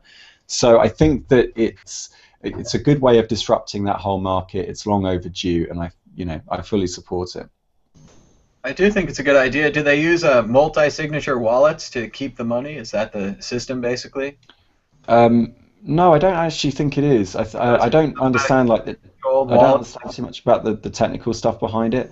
But no, I don't believe it's any need for like a multi-signature. I think he's completely redone it. I might be wrong about that, but Could maybe we just should be get the him on air. Maybe we software. should get him to talk about it. The software has the secrecy. It could keep the money in a random secret place, I guess, and then bring it back out. Which again, it's fascinating how much the software will control an account, how the software will really have the money. Well, it's on the blockchain. It's all legislated on the blockchain, and it only requires a very simple patch to core Bitcoin to make it work as well. So it's all done through the blockchain. I don't think very much is done client side. Very cool.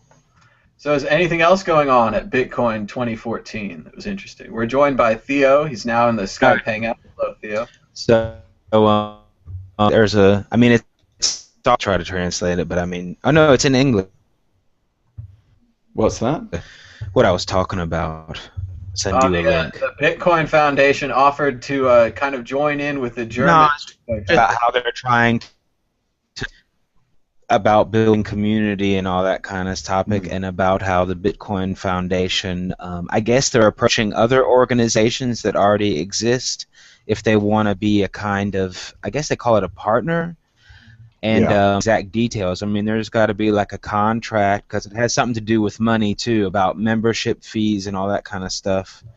And, it's all about money. But basically, so it's they do seem very interested in membership fees at the Bitcoin Foundation.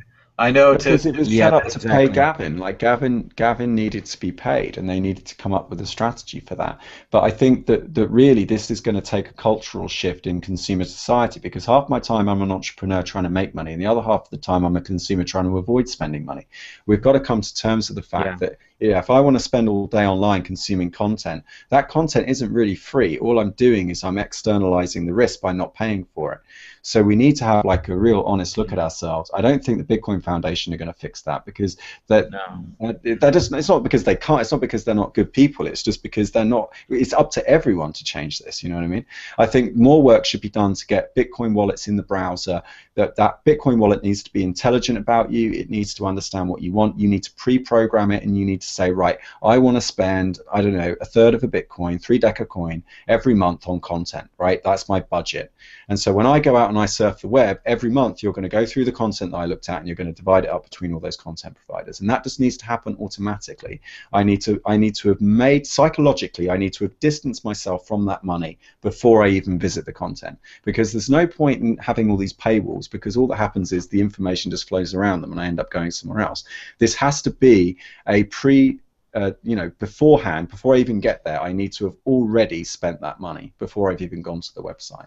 And if I didn't like the website, I need to mark it, and I need, there needs to be a system for that. I'm not claiming that I have every single answer, but I think something like the Flatter model. Do you guys know the Flatter website? Yeah. Yeah, I know Flatter.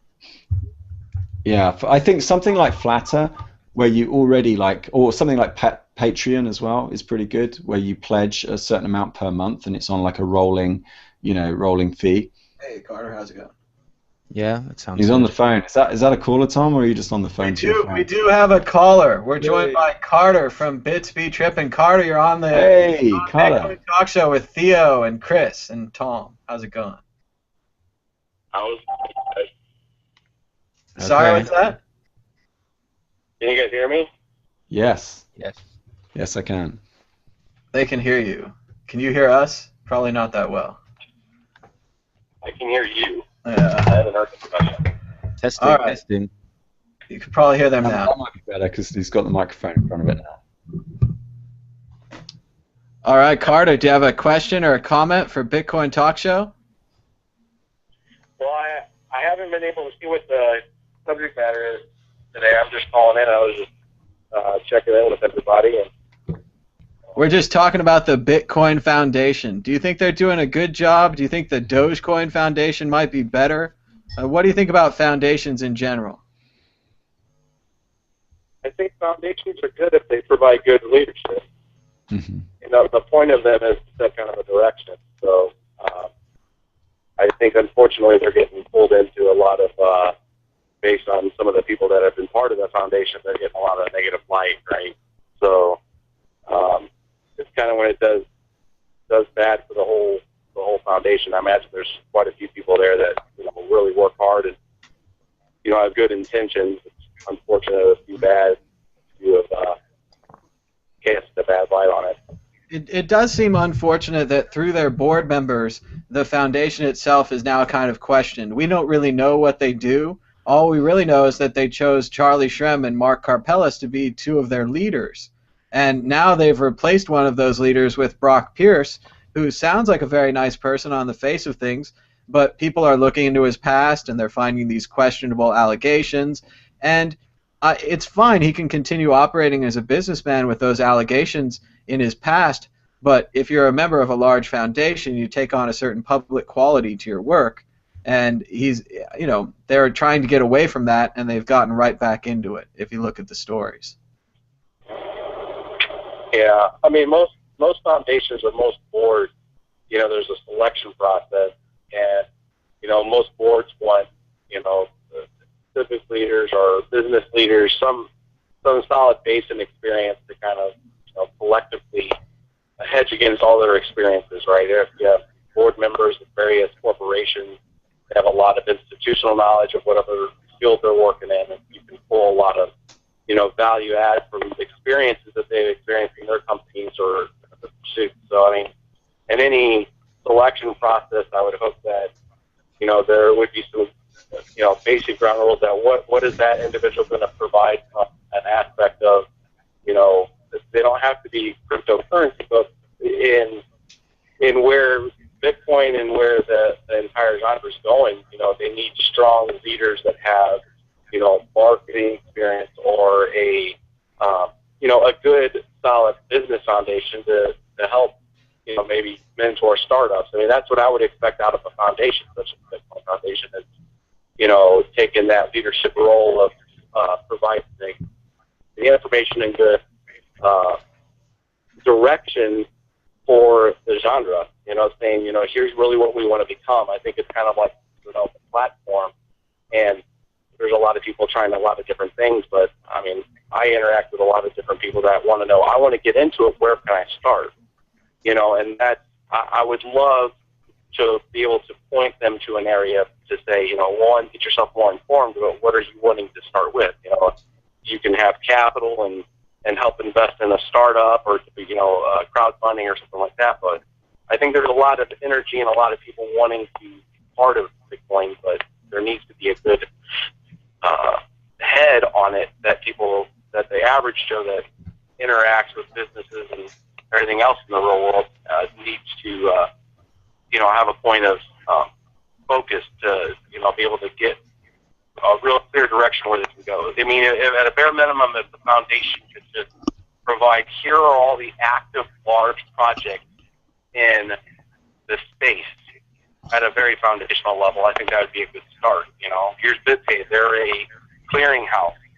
Here's exactly kind of what they do on that space. Here is, a company trying to secure wallets. Something that is kind of like the project manager of the of the space. So maybe that the Bitcoin Foundation should be more like a Bitcoin welcoming committee. Like, welcome to Bitcoin. Yeah. This is what we have going on. Absolutely. Yeah, that's a good idea. Because like right now, we just learned from Chris that the Bitcoin Foundation, their actual purpose is to serve their members. I don't know if a lot of people knew this because we're not members of the Bitcoin Foundation. It's quite costly. It's a Bitcoin fee or something like that. Bitcoin used to be a lot less, but still now it's obviously more. So we're not really members of this thing. We're not really a part of this. And going back to the voting and choosing new members, you brought up a good point that they didn't have to be someone from inside cryptocurrency. Unfortunately, because of the way they ran their voting contest, it was a members-only voting contest. It was specifically inside of their forums. It wasn't inside of Bitcoin Talk or just the broader internet. It was a very insular process. And even afterwards, Patrick Merck, the Bitcoin Foundation's attorney, said, we didn't have a vetting process. We didn't vet these candidates. We just kind of put them up to a popular vote amongst our members and then selected them. And I think if you look at the Los Angeles Clippers, where the NBA did not vet Donald Sterling before he became an owner. They paid no attention to him during the time he was an owner until most recently, where he's been surreptitiously taped and now has exposed for what he is. They could have known that the whole time if they'd vet him. The Bitcoin Foundation, certainly I respect Brock Pierce as a businessman, but he does have these troubles in his past, and if the Bitcoin Foundation is trying to be squeaky clean, which after you've had the kind of troubles they've had already on their board, you'd kind of shy away from this because of his unfortunate past. Yeah. I mean, I think it's kind of, they need to start at a very core. What is the purpose? If they can figure out the purpose, then they can figure out the course that they need to go on the vetting. If it is to take on a role of growing the space, that's what I would expect from a foundation that would shroud its name in the space itself, and then follow it with foundation would be, what is the point of them? The point of them is to grow the category. If that's the case, then they should surround themselves with people that are going to grow into the space that they're trying to, help educate and move, where they want the interest at, right? I mean, that's where you get into where are you trying to help the space grow at, and you won't have a clear way to vet somebody if you don't know what your purpose is. Well, I think this comes down to our great divide, right? If you really look at us into two camps, there seems to be two camps of Bitcoiners. There's the crypto libertarians, your early Bitcoiners that are into monetary freedom. Then there's kind of your crypto businessmen, and they're just kind of trying to turn crypto into a business, which obviously it's money. It's going to be a business. It's going, it's a complicated thing, but it still could be a free business, is what I think the other side would say. So, where do you think the Bitcoin Foundation comes down? They seem more business-leaning to me. Correct. I think that, and I think if you're going to get institutional cash into growing that space, you're going to, it's going to have to either be through some evolution in the way crowdfunding and sourcing happens, so given to a platform that it can be self-sustaining and doesn't need capital cash or business cash. And if it does evolve into that, then I think it would swing more toward that libertarian movement that it's self-sustaining and doesn't need interest, doesn't need persuasion, or a specific business model, or the various business models that it can solve and help fix. Then I think it would go that way. I think it's just been, you have a lot of people, a lot of vested interest to try to, go out and spend. I mean, from our perspective, that's been a lot of time and capital in the mining process, and I mean, that's the rewarding process of it, right? You're doing that for mining. You're not doing it, I don't want to say for your health. You're in that process to try to get some level of capital or return out of it, right? Otherwise, there's no real value short of an expenditure, right, to hold up that network. It makes sense, and I agree that if we go back to the core of the money, of what the money is for, we could understand what the Bitcoin Foundation's for. And I think if we look at their funding, it mainly seems to come from large grants from private corporations, and that they're more on the monetary side. And I think that's the easier, quicker way to set up a foundation. I think that setting up a truly distributed open source foundation that's funded like the people, or by the people, is a lot more risky, because if the people don't like what you're doing, they're going to cut off your funding. So you have to be really public with everything, even your mistakes, even your successes, and I think that's a lot harder, a lot more risky, and I think they've kind of gone the easier route here with the business sponsorships and the business focus. Yeah, I mean, both have bottom lines, both have to pay members, both have to cater to whatever the mass, direction is. I mean, you have what we're talking about, I guess you'd be splitting hairs on scope, right? You either have a large crowd-funded, free speaking direction from what the people want, and that's your audience, or you have a business that could be driven by more special interest, but still is providing scope. I mean, if you get a few large, loud actors out there that just blanket the internet, no, I don't like what they're doing,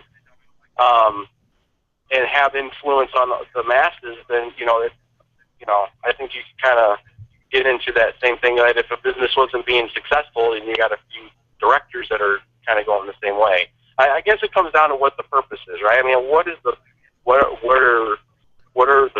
purpose? Well, and remember that, just because they have the name Bitcoin Foundation doesn't mean that they're the king of Bitcoin foundations. We could have 2 Bitcoin foundations. We could have 10. We could have multinational ones. We have a Dogecoin foundation that's coming up. The other coins, I'm sure, are developing their own foundations, their own ideas. And we have the UK DCA in the UK. I don't mean to plug it. I mean, it's not for profit anyway, so it's not plugging anything. But we got HMRC to put Bitcoin on the same level as gold from a VAT perspective. So, like, we're just a group of volunteers. We don't get paid for that. And I think actually that the real way to treat distributed currency is to have distributed foundation. Right, so it is to actually, what you're doing is you're trying to arrive at best practices and open standards on how a political organization like this one should be driven. I think Carter's absolutely right with the term leadership, but I think that everyone can be a leader now. Like, everyone's got the opportunity to step up because all the information's there at your disposal. You've got all the tools you need from a very low starting base. And I would take his point on the hash rate. Now, the hash rate is actually the commodity. A commodity is just that which is in standing reserve, right? Some utility that is there for you when you need it. You don't have to keep reinventing knives and forks every time, right? So the only way that a cryptocurrency can operate is if the hash rate is there. In order for a commodity to exist, it needs a substance, that is some material that keeps a level of stability under conditions of volatility, right? So the question we need to work out still after all this time is, how do you keep that hash rate going, not just for profit? We're trying to do that with Hullcoin at the moment over at Feathercoin, where we've actually got a community pool where people donate hash rate, not just for profit. That means they actually contribute that hash rate with no expectation of return. And the reason they do it is because they're local and because they want to support another English town. And actually what we found was that these guys, particularly from Southampton, a group of miners came to us, and actually we had to try hard to sort of dissuade them from doing it. Like, they were like, no, we'll set up the pool for you, we'll do it all for you. They were kind of over eager. So I do think you get this sense of community. Like, if the people want to be able to move their money around, I think there will be some miners that will be willing to give some of that hash rate for, I guess, social capital, you could call it, right? They're not doing it for absolutely free, but they're doing it for the mutual interest of everyone. Like, it's a public good. And maybe we could give them a coin that has no value in exchange for their mining, a social coin, a credit coin. Yeah, but sometimes I think things don't need to be quantified, but everything should be quantified. Quantitative life. That whole thing. Go ahead, Theo. You're going to say something? Yeah, I was just thinking about what you guys were saying. First, the BVB, so the German Bitcoin organization, is going to try to do a kind of blockchain voting or some kind. There's one member that's developing a system for us to do that. So it'll be kind of decentralized in the sense that we don't have to meet each other. Although you do have to be a member to vote. It's not community-based like you're talking about. I think it's more just to try to actually use Bitcoin and as a best practice to maybe try to use the blockchain as a voting system, etc. And another thing, what you were guys talking about the miners and about motivation and so on, had a really interesting discussion. I think it was about 2 months ago. I don't know if you guys remember, but there were a few blocks that were mined, and they only had 1 or 2 transactions in them. Do you guys remember that? That sounds very odd. Yeah, but anyway, it happened. You can check it out. So what happened was there were some blocks mined with like 1 transaction, and the question was, is that possible? Why did it happen? And what will happen if it keeps happening? Well, if I understand correctly, technically the miners don't have to write transactions in the block. They don't have to, and that is just a proof that they don't have to do that. They're not required. They do it. Exactly. I mean, you might save like 100th of a second, or I don't know exactly how it would work, but if they kept on doing it, then it would disrupt the network theoretically.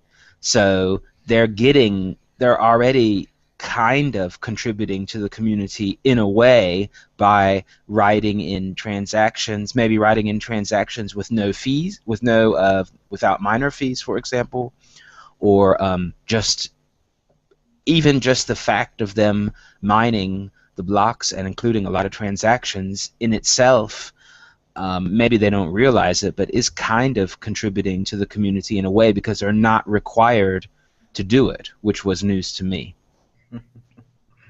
Yeah, and actually Gavin Andreessen brought that up in the State of the Union as well about how to optimize the blocks, because at the moment I think they're coming in around a megabyte each because the miners find that that's favorable for getting the acceptance on the network, because obviously it propagates a bit quicker.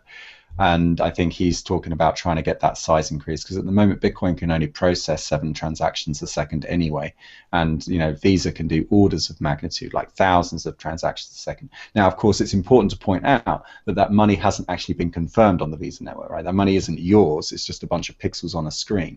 So Bitcoin is still outperforming Visa. It just doesn't look like it is. And the question is how we get from here to there in a way that maintains the integrity and the honesty of the network. But yeah, I think you've made some excellent points. I think everyone has raised some really good points about the Bitcoin Foundation. But I think what we're likely to see is lots of little foundations pop up, and then a set of open standards. Like the foundation does actually have a GitHub. Apparently, you can do pull requests on changes to the articles and their bylaws. I didn't even know that, so that's pretty cool. I'm going to go take a look at that. But actually, that's something that anyone can do. Like you can just download their bylaws, which apparently were just standard bylaws. I don't think they even gave it that much thought when they put them in place. They just kind of put them in. When you set up a company and you're in a rush and you just want to get the name, so you just you pick a company off the shelf, with all of its, you don't look at what is inside of it. You just buy it. I'm sure they did more than that. But I'm just speaking from experience working in startups. You just don't always pay that much attention to it. And actually, there's not much point anyway, because usually in a company you don't discover anything important until the rubber hits the road. So you just don't know what you're going to come up against until you actually get working. So all of that theorizing ahead of time. And I would also comment that the conference, there was a sharp rise in consultants. There was an awful lot of consultants. My friends are actually touting me as a consultant now, so I'm getting quite a few emails and inquiries every day from people, unsolicited, like asking me what my day rate is. Like, I don't know what my day rate is. I hadn't even thought about it.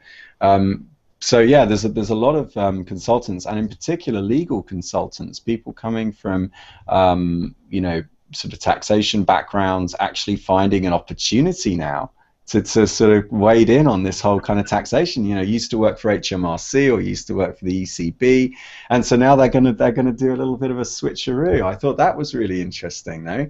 I mean, that's kind of free markets at their best. I'm just going to show you this one. This is Marie Christine Van der Grond, I hope I've said that correctly, and she's got a blog up. She's been doing some excellent work, and I was talking to her, about her consulting, and apparently I don't think she's had to work very hard at getting Bitcoin companies to approach, because there's so much confusion now. So this could give rise to a whole ecosystem. I actually said in my piece in the Feathercoin newsletter that in many ways Bitcoin saves lives, right? It saves a lot of middle-class people who were about to sort of be hollowed out, by the current economic, system, and actually kind of gives them a reason to be, and somewhere to go with their economic energy, somewhere to apply their time. And I think it's great because it gives a whole bunch of people an opportunity to become an expert in things and give themselves the advantage they wouldn't have otherwise have had. So I'm all in favor of that. Well, and I wasn't in the .com thing, but I want to be in the Bitcoin thing. So I think a lot of people feel that. They feel that they've missed out. The .coms went up and down, then they came back. We're all still on the outside. We're all using these corporations. It's all part of the same thing, though, right? Like Bitcoin is still the internet. It's the internet is growing into something, And this is just the latest terrain that we're going over. Think of the internet as a continent that we've only just discovered, and we can only see like a tiny little section of it. But that's like drilling down, right, and boring a hole out and thinking that you found the whole thing. It's not. As you start to move sideways and out, you start to discover, oh, I thought it was a castle, but actually it looks like a palace. Oh shit, hang on, this thing's a city, you know. And that's what we're finding now with this internet. We keep finding all this new territory. You should be very cautious of anyone calling themselves a guru or anyone claiming, like especially that word, that definitely means they're not a guru. Anyone trying to tell you that they know everything or that they sound like they know everything, because they don't. Like, the only honest people in this industry are the ones that say, well, it's really interesting, but this is what I know so far. This is what it looks like at the moment, because this thing is still like emerging into our view. It's interesting and exciting. Carter, are you still with us? I am. All right. Anything to add? Yeah, no, I mean, that's our main purpose. I mean, is to inform and educate, mainly on a mining standpoint. I look at it as the more folks that we can get into, and I'm trying to, like, obviously in the latest video, episode 16 that we just put out, was really centric on trying to answer that question between ASIC and GPU. And, you know, every computer out there has CPUs and GPUs. And if you can just incrementally get people in focused and part of it, even at a small rate, I mean, and kind of take away from that currency talk that we were talking about earlier, and just get them Doge in their hand, get them tipping on Reddit, teach people the features and functions of what's capable now to inspire them to maybe partake in some of these open, you know, free, you know, things like Ethereum or any of the other scripting things, and get them involved in it, get them engaged, and you know, it's the degrees of separation type of thing, right? So, you know, they'll start talking about it at work, and then they're, hey, I got into this new thing, hey, check this out, and then now you have this critical mass that then will be consumers in the, you know, with the businesses that are accepting it, you know, and that, I look at it at the grassroots level like that, and that's the best thing that collectively all of us can do, and I think we're all trying to do that. It's just we kind of take our own angle on it, you know. And I mean, I come from a very heavy business background in project management. I'm thinking, how can I best leverage this? And it's a matter of trying to take the base little bit of knowledge that we have and that we interact with it in, and, you know, really expand that and try to get critical mass behind it, because I think it's advantageous for all of us to get more and more people involved in it. And that, I mean, that's kind of what our angle and what we try with BBP. I mean, like, 6 guys. I mean, I don't pay them a normal salary. I mean, they get some hash time, you know, it's their own crypto. But it's, you know, the idea was to try to bring some, you know, each person has their own specialty. You know, we have a production guy, we have an audio guy, and we just kind of got together and said, hey, we'll pull some of our time and see what we can come up with, and you know, just tackle it from one corner, and, you know, see if we can get a few more people trying to do that kind of thing. And that's what I think so exciting about this, is all of these amateurs on the internet are seeing a need for themselves within Bitcoin, because Bitcoin doesn't have Bitcoin the company. Even like we're talking about with the foundation's not there yet. Everything's very embryonic. Everything's very new. And anyone can jump in, and we need the amateurs. We need people with professional experience who can volunteer their time and make shows and talk about mining and talk about Bitcoin like we're doing today. And this is what the ecosystem needs, is more people getting involved, and it's happening every day. Not just because there's money in it. I think people get excited when they think about Bitcoin, when they think about the possibilities, and even just sending it around is fun. But yeah, I definitely think getting people tipping with Doge, getting people sending Bitcoin around at work, even paying back your friends. Maybe you owe a friend for a bar visit or for a dinner, and you could just shoot them some Bitcoin on their phone, and maybe now they have some Bitcoin. Maybe at the very least they'll just use it to pay you back in the future. You just have this little currency you can use together. It's pretty fun. Yeah, I agree. I think you still need to work out the price discovery. What do you guys think of Nautilus coin? So this is the idea that you can do proof of manipulation, like, if you like, where they've actually pre-mined some coins, and then they're going to, you know, support the market to kind of help the price be a bit more stable. I don't know exactly how this is going to work. I don't think they've, you know. I Well, like. I find it fascinating because it's by a Interesting CNBC guy. He wrote an article, right? And then now he's got his own coin. So that's a fascinating thing He about went on live. He went on air, didn't he? I saw it on air. He started it. So Yeah. does someone They want to come in? Hello. Go Yeah, ahead, on. Theo. You seem to be getting muted whenever you talk. I'm not sure what's going Yeah, on. I I think tried it's to the turn off your NSA. video. Maybe you're having a bandwidth issue. Okay. Well, give it one more I try, just want Theo. to What do you say think? they didn't pre-mine. What they did is I guess they just set aside a fund. I guess in Bitcoin, and they placed orders in order to support the price. Very cool. It's an interesting Nautilus coin. Another up-and-comer, I guess. Well, I think that's rather dangerous because didn't the Bank of England try doing that, like in the 90s, and the Swiss government as well, and it crashed because then as Well, soon as the specs find out, as soon as the whale's just going to dump in, right? Like, why wouldn't you if you know that they're going to be there with a buy order? Well, I agree with you, but I think they thought of that too. Mhm. I have to go to the Nautilus page, and anyway, they thought of the system is transparent. That's one thing. So whatever the Bank of England or whatever did in the past is not so a little bit of a But different if it's transparent, can't you just invest knowing that scenario. it won't save you? I mean, that's... I mean, they are right. They have the right intention. Hey, I like think it's an those interesting ideas. experiment, you know. Yeah, exactly. Yeah, exactly.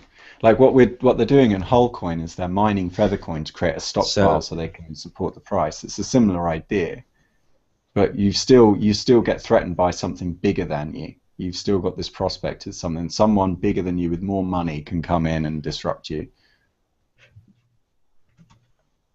And it's good Well- that we can have tests like this and that it's a laboratory and we can try things out. But also, Exactly. trying comes with failing. So there will be some failures. Well, I mean, let's be honest.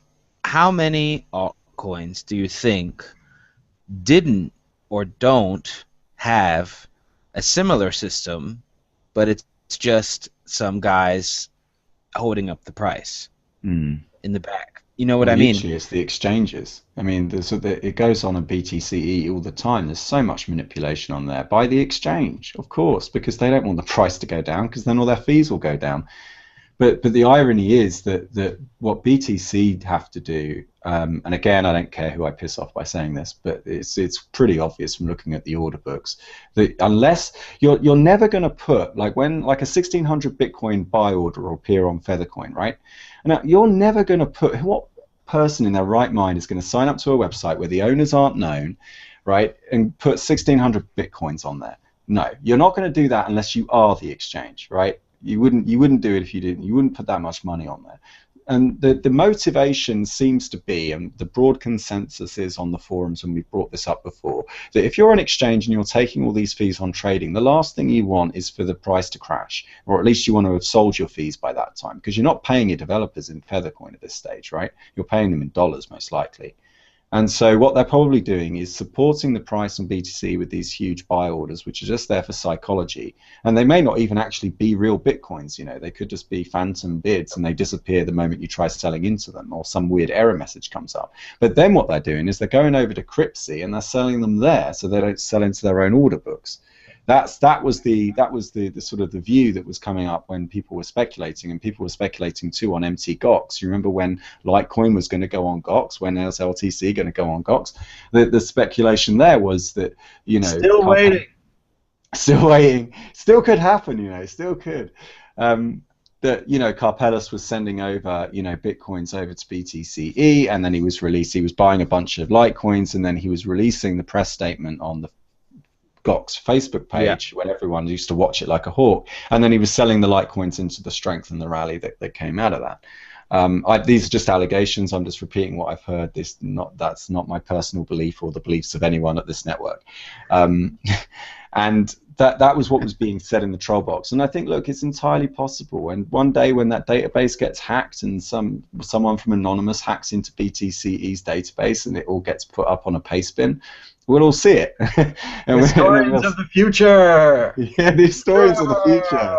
the future is going to come crashing into the present for these exchanges. I love that we have the GOX data now. Think about that. The historical GOX data is being analyzed by, database number people much smarter than me, and they've already found out some great statistical things. I'm sure they're going to find out much, much more forever. And the interesting thing about that was that the people cared more about their data being exposed than their money being lost. Did you notice that? Like when that happened, there was a big round of outrage that they're trading data and their passport data. That's bad stuff. You don't want that out there. True. But they did lose a lot of money too. But what about that? Might be true. I mean, you never know.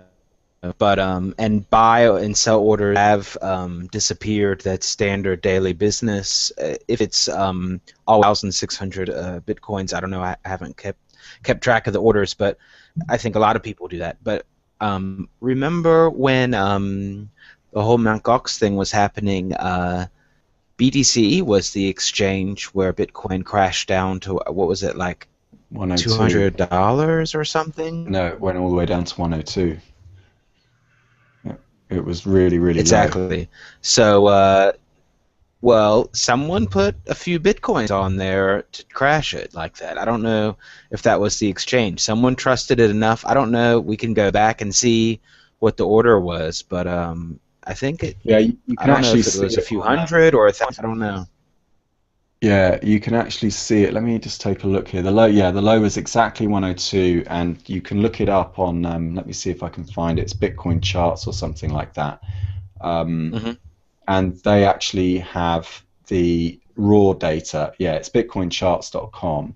And if you click on the BTC USD, and you'll have to go back in time. So you'll have to, go back through the data to that date when it was. Let me just find out when that was so people can look it up. It was the 10th of February.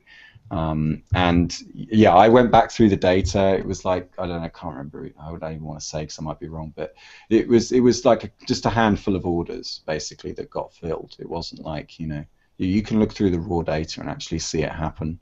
Not perfectly in real time, but good enough that it's granular enough that you can see it. Mm-hmm.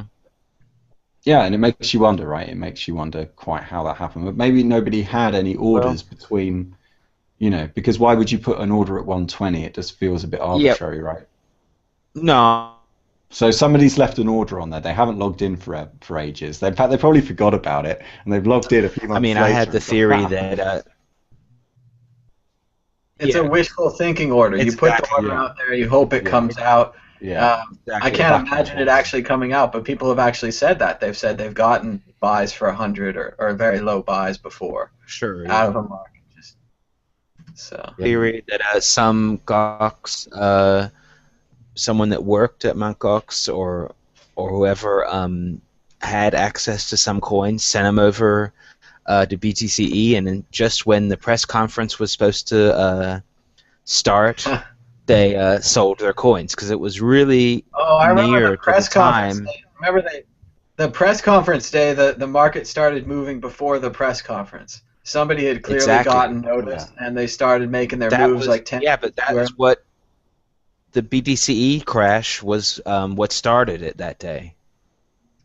Yeah, I mean, Mt. Gox is a black box. We never knew what was going on inside there. We don't know now. Hopefully the employees are all busy writing memoirs and books, although it sounds like they were never given access to any of the real data.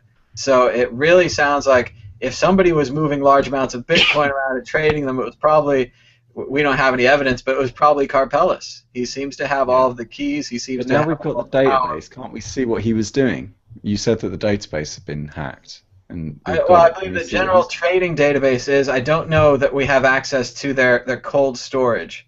I imagine we have most access of their Yeah, but I think you'll never be able to get all that stuff. Remember, I mean, this guy or somebody was like, "Oh, we just found a laptop with I don't know how many bitcoins on it." 200,000. I mean, I think I think I said on another episode someone was asking about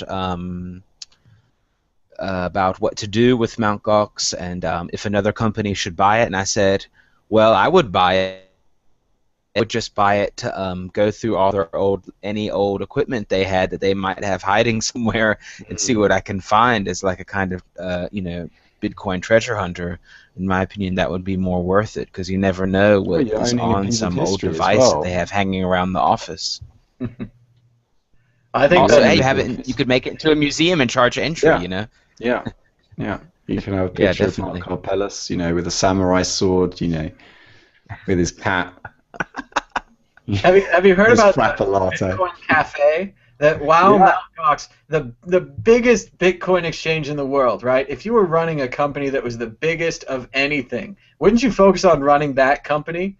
Apparently, during this whole run-up, Bitcoin's going through the moon. Everyone's losing their stuff. Tons of people are logging on. They all want to trade on Mt. Gox. They're really excited about the Bitcoin. Mark Karpelis is really excited about running this cafe downstairs. He bought $50,000 worth of restaurant equipment. He's not a restaurateur. I mean, he doesn't. I don't know that he's really sitting around watching all the Gordon Ramsay shows like I am. I don't think he's prepared. And suddenly he breaks out of his programming mold, and he wants to run a restaurant, which seems like the worst job in the world if you watch any of these restaurant shows.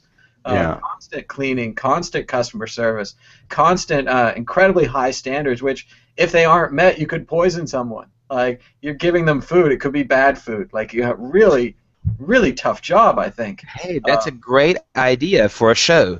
Bitcoin Nightmares. we put someone in charge of an exchange, a random person, and have them... Yeah. No, you just go like Gordon Ramsay does at Kitchen Nightmares. He go and what Bitcoin Nightmares, people actually go to the exchange like a surprise visit. And we could audit them. It's just a spontaneous audit, Where's your live cold on a storage? live camera. You stole your cold storage. Show me your cold storage. Show me your cold Just rock storage. into Bitstamp and Hey, we go up to Nate and just say, "Hey Nate, where's your cold storage, man? Show me the private key." Show me the private keys. Exactly. This is don't show me the private key, but show me what devices you're using, or prove that you've got to see the private key. I know. Yeah, I think it's a show. I know, you'd have to somehow they'd have to figure out a way to prove it. Well, I think it's a show. It's like Ghostbusters. And you could do other other stuff too. I don't know. That's being worked on at the moment, proof of solvency. We're still not there yet. And bear in mind that proof of solvency only proves you haven't stolen the money yet. It doesn't actually prove that you're never going to steal the money in the future. So it's still suboptimal in that, a computer can't yet. Hey, Carter. It's still suboptimal in that it doesn't actually tell us about the future intentions of human beings. We haven't got the technology yet for precognition. See where their cold storage is physically. That'd be like the Minority Report, where we can actually preemptively see the quality of the vault. You think this steel's thick enough for Bitcoin, eh? It's not thick enough for Bitcoin. You need 5 inches of steel for Bitcoin. This ain't right. I love his English accent. He uses it for everyone in Europe. Everyone in Europe is British. They're all versions of it. They do that.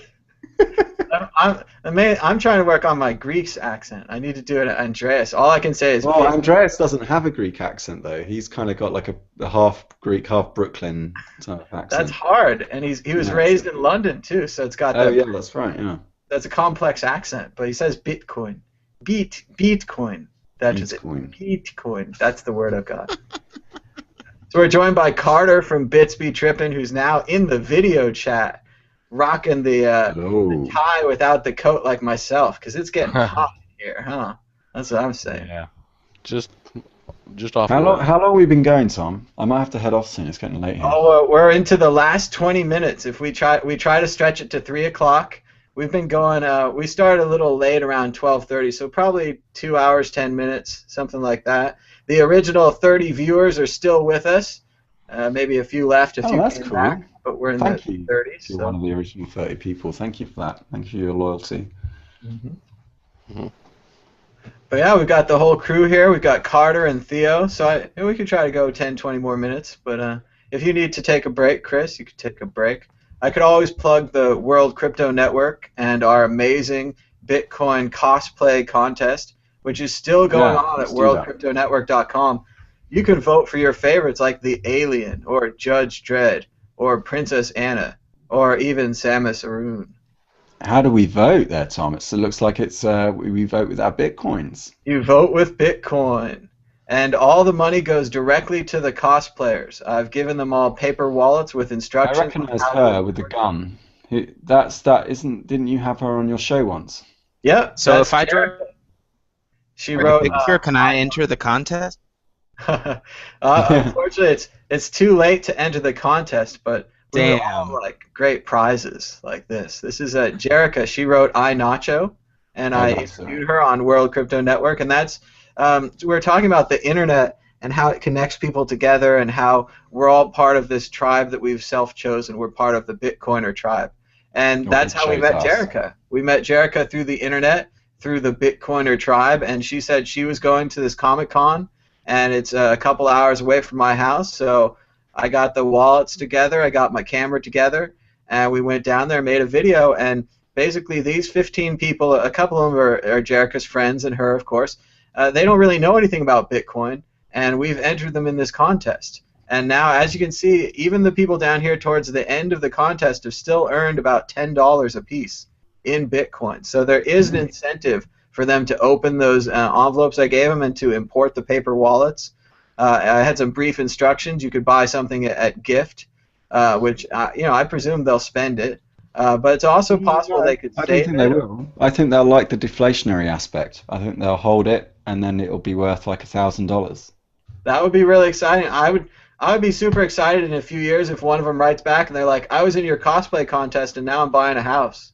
Yeah. So that would be fine with me. And also, True story. the idea of just spreading it, that a lot of these people are, for lack of a better word, professional cosplayers. And they go to every single convention, they rent a booth, and they sell photos of themselves dressed up in the outfits that they make.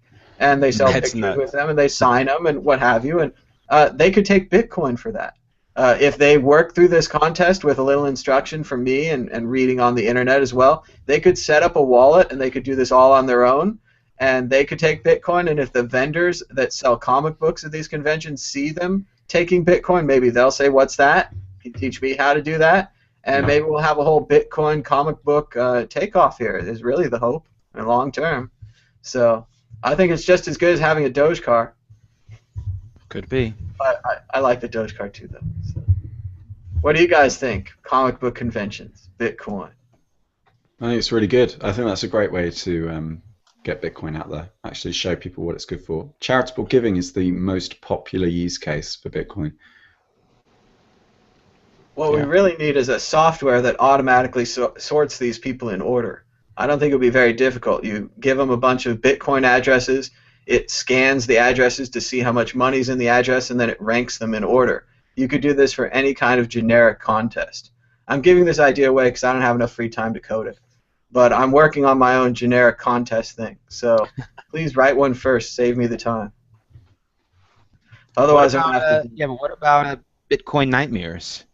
Bitcoin nightmares. Good idea, too. I think we need to stick with that. I would love to see... I mean, I guess you kind of need a whole bunch of people. If we could get Andreas on board, and if we could get jumpsuits.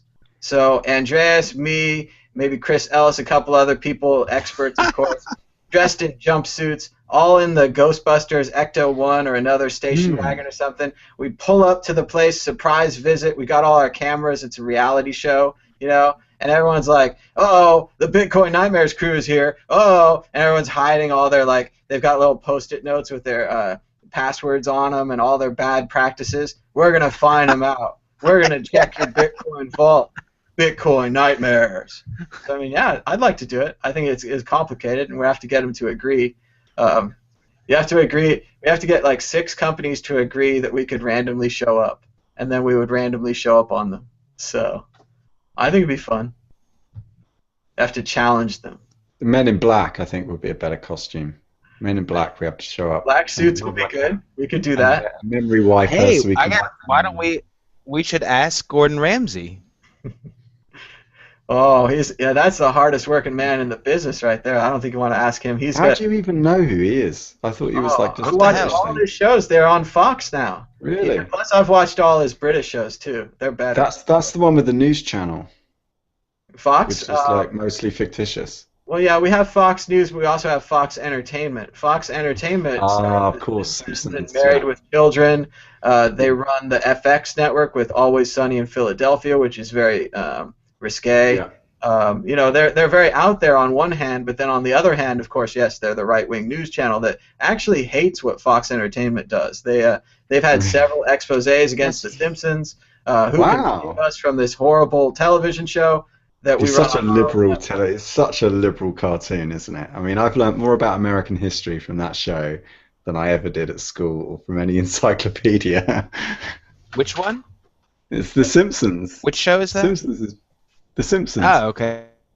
It's an old animated show. I love that episode on Woodrow Wilson. I learned all kinds of things about, you know, U.S. government from that show. I don't recall that one, but he started the one where Lisa falls in love with Woodrow Wilson. Like he's painting on the wall. That was hilarious. Oh, another Lisa episode. Afterwards. You have to tell me about Lisa episodes. But yes, love The Simpsons. And yeah, Fox is good. But you know, Gordon Ramsay, he does Hell's Kitchen, and he does, well, that's the other one they run after that. He does some kind of cooking competition show. And what he has, it seems to be, is a whole seasonal thing. So they'll run Kitchen Nightmares in the fall, and they'll run Hell's Kitchen in the summer. And he just seems to be banging out these shows. I can't believe how many shows he's on. And then when you look at the UK, he's on 5 more shows. He's got, and he tried All he has to do is be himself in front of a camera. That's all he has to do. It's easy. It's the best career in the world. I imagine he continues being himself, like afterwards with the business. Yeah. He gets on the phone and yells at people, and it's just a question of whether you're recording it or not. You know. I bet he's packaging it, quantifying it, and then you know you just need a good production team, don't you? Well, there we go. Gordon Ramsay's production team. We're looking for you to join the cast of Bitcoin Nightmares. We're going to take down the Bitcoin exchanges and show you what's going on behind the scenes. Is I think it's a great format. Safe? I think we should put up a Kickstarter. Yeah. Unfortunately, the problem I'm seeing is that visually it's all very boring. Like, if we rush into one computer company, it's going to look a lot the same as if we rush into another. No, you could make it exciting. You could make it ultra dramatic, and one of us should dress up as Satoshi. That would come spontaneously. Well, we need to have our you know, Gordon has his pre-known beats. He's always complaining about raw chicken or things being dirty. We need to have our things. What would be wrong with a Bitcoin company? Keeping the cold storage out in the open. Bad access to their servers. Having unencrypted paper wallet around. Having your cat sit on your paper wallets, drinking frappa lattes all day rather than doing any work. I don't know, buying Honda Civics with your customers' money. I think we could put cameras in. Just the regular stuff. I watch another show called Mystery Diners where they put cameras in and then they spy on the employees for a couple of weeks. Then they come back and blame the employees for ruining the business. Maybe we could do that, because I would like to see how much time they're wasting at these companies, how much time they're on YouTube. Yeah. I'd also like to sniff their network if we could. If we could get network scanners, we could get kind of percentage-based, how much time they're spending on porn, how much time they're spending on programming. Hey, okay, so hang on, I've got it. The NSA? Why don't you just get an NSA to do it? Maybe we could get a grant from the NSA, because they probably want to know what's going on inside these Bitcoin companies too. There we go. Now we're working for them. It just happened. Okay, I've got a Bitcoin Nightmare team. You have 2 crews.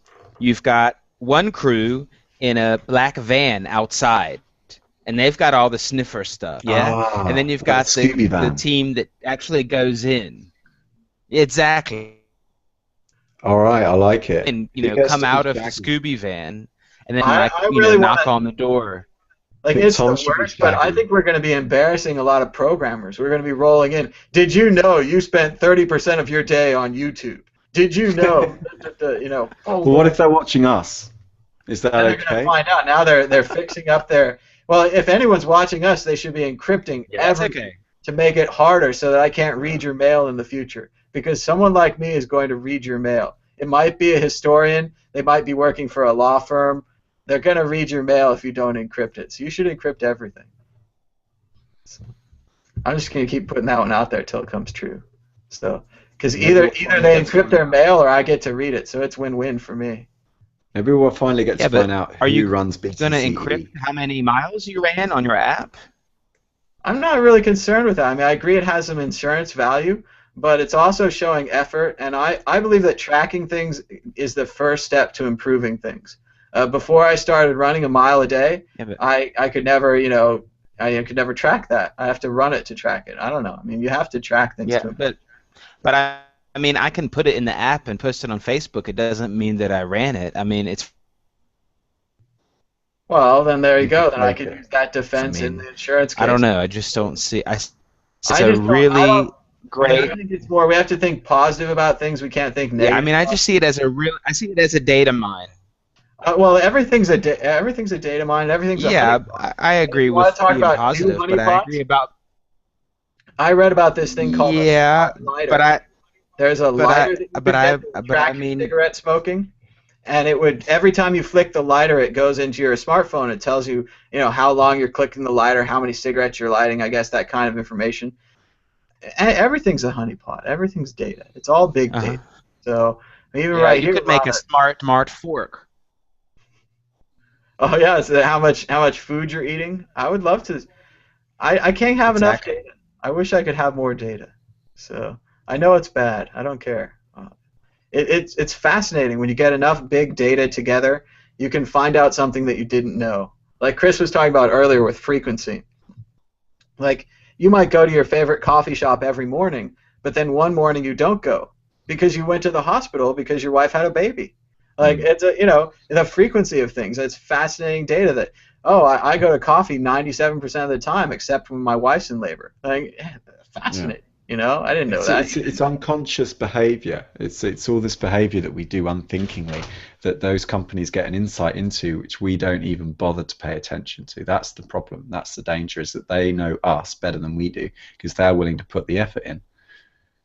And then you turn people into Facebook does know us. When you put people's names into Facebook, they take record of that. They know that you're looking up people. They assume that you're friends with them or that you're interested in them. And when you go back and you put the first letter of their name in, their name comes right back up. Facebook seems to remember who you're looking for. In fact, I have a friend of mine who went to school with, who passed away in 2006. He was involved in an accident, and for some reason, Facebook knows that I knew someone with his name.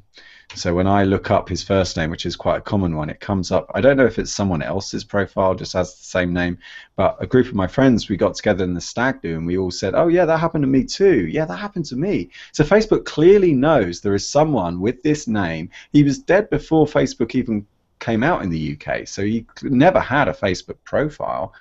And it's just weird the way what it must have done is someone amongst our group of friends must have typed it in to see if anything came up, and then a group of us must have done it, and it's all just tied us together algorithmically. So I know something's not right here. I know they're doing more under the hood because that's just too much of a coincidence. I think they're doing a lot more under the hood that we don't know about. I mean, it's a conspiracy, but I mean, I know that even when you're not on Facebook, they keep your email. Before I wouldn't. Your email shows up in your friend's address book, so they scan everyone's address book that allows them to scan their address book, and then that's basically they're triangulating. They're seeing how many friends are friends with this guy, had him in the address book. There you go. Suddenly it's. Oh, you're right. That's exactly it. Yeah, you're right. Someone must have had his email, I guess, and that's gone in. Yeah, well, especially if it's in one address book and they can link it to the other, now they know two of you are friends. And then even when I was not a member of Facebook, they had this little spot out there where they knew I was, and they knew that I was friends with all these people because a lot of people upload their address books. So, yeah, it can be awkward too, though, if someone comes up. This is a really interesting topic. Go ahead. Hey guys, have you ever tried to place an ad on Facebook? Yeah, it's awful. It doesn't work. No one clicks on Yeah, but them. you can get an idea. Yeah, but you can get an idea of what kind of information they have. They offer you a whole lot of choices. You can really, personalize your search. It's like, age, interests. It's quite. I want a guy who only likes dogs between the age of 24 and 26, who lives in the UK in a small village. You could do it. Yeah. You could do it. Yep. I think you might get a click. I mean, they're able to target a really crazy amount of use all that data to do some really straight. The cost of marketing on Facebook is sky high. They're now trying to get into the news feed. Yeah. Now what they're trying to do is get you to sell out to your friends, right? And so they've got you like sponsoring products just because you like them. They've realized they're not going to. No one's going to click on these ads. No one clicks on ads. I've never clicked on an ad on the internet before. Has anyone ever done that? There must be someone that does it. Someone must just be sitting there clicking on all these damn things. But it's not me, and it's not anybody that I know. Like it's just they get accused of. Well, they get accused of click fraud. You know that someone that works for Facebook is clicking the ads, but it's pretty hard to prove it. Yeah, it's just a bot. Yeah, or a bot. I mean, if it was too crazy, then no one would. Like, you know, all those like MLM companies, like multi-level marketing. I mean, I set up Facebook pages and I didn't even populate them with any content, and I get like 300 followers already, and it's like, well, I haven't even put anything on here. What's going on? Like, who's clicking on this thing? And it's just a bunch of bots. It's a bunch of affiliate marketing bots just going through, like, you know, favoriting things. Well, and this goes back to what we were talking about at first with Douglas Adams and the Hitchhiker's Guide to the Galaxy. It sounds like more and more things from that book are coming true. And the idea of having bots that were made to talk to people that end up just talking to bots, and all the bots are just talking to each other now, that's very Hitchhiker's Guide. I'm very worried, actually, that Orwell, Huxley, and Adams are actually being taken as training manuals. That people are actually looking at these as like, oh, this is how you're supposed to set up society. No, they were warnings. You weren't supposed to use them as a guide to set up a civilization. I'm impressed that we're moving on to the third level of this, because obviously we talked to Jan, and he definitely believes that Huxley was a guidebook. A lot of people with the surveillance state are now saying that Orwell may be used as a guidebook despite being a warning. And then now, to go to Hitchhiker's Guide, to go to Douglas Adams and this absurdity of this complex world ruled by idiots, and that everything has to continue to be done because there were rules, because there were standards, because we're doing what the people in the past did. Douglas Adams is all about tradition, about the stupidness of tradition, and about throwing it out. And it seems that a lot of other people are seeing that as the opposite, that we should have this stupid tradition. We should have these police officers who don't understand the law, or the Vogons who make construction with demolition and destruction and don't even inform you of it. You know, they're so bureaucratic. You didn't even get to your planning office, you lazy humans. You know, so. I think we're being used. I think actually the whole human species is being used by another entity. Somewhere on the other side of gravity, there is this other entity, right, in the dark matter of the universe that's just secretly watching us. That could be. A lot of people think that this is a test. That guy David, him and I had a conversation. He said something really profound, and he wasn't even on drugs either. He actually just said this. He said, like, somewhere in the blockchain of the DNA, right? That if you take DNA as the blockchain, that some entity wants to back up some information, and it's using humans to back it up in their DNA. So he said, like, all the phenotypes and all the 23 pairs of chromosomes, that's just noise, but that's just the carrier that carries the real message inside of it. And actually, if you wanted to make something persist over time and space, you would create a species like the human species, because look at what we do. We're just expansionists. Like, we conquer everything. We spread out. We create blockchains, and we, like, you know, populate the universe with all this, you know, debris. So anyway, I kind of feel like, yeah, maybe we're just being used to back up someone's or something's data. You know, we're just here trying to spread this information. And that, of course, is the plot of the Hitchhiker's Guide to the Galaxy, that we're part of the big machine, deep thought, that's supposed to answer the ultimate question, and that all of us in our DNA are part of a large computer working out this ultimate question. And, you know, we just don't know what the answer is. Maybe the answer, how many roads must a man walk down? What is 6 times 10? We don't know. Like, anything seems to fit. So, and that's the real problem. We don't know the question. So everyone out there should continue knowing thyself. You should all tend to your own gardens, as Voltaire said, and have a nice weekend. And we're going to end it here on Bitcoin Talk Show. We did about 2.5 hours. I'd like to thank Carter and Chris and Theo and Jan for joining in, and everyone else who called in. We had Scott call in, a couple other people. Very cool. Anything else anyone would like to say in closing today? Chris, say goodbye to the people. Yeah, I would say, thanks a lot for tuning in. It's Yeah. always been good. And Okay. thank you. How many people are still here? 30? Still 28, the original hardcore, Oh, about okay. 30. All right. And Welcome back. we'll be They'll back come again back. on Watch it, Friday. Friday for the Bitcoin group. We're going to do Definitely. some kind of a announcement ceremony for the costume contest. It's looking like Saturday morning Pacific time might be that announcement. And then we'll be back next week on Wednesday for Bitcoin Talk Show. And we're going to work on that Bitcoin Nightmares idea too. That's a good one. So without any further ado, we'll talk to you later. Bye-bye. Okay. Bye.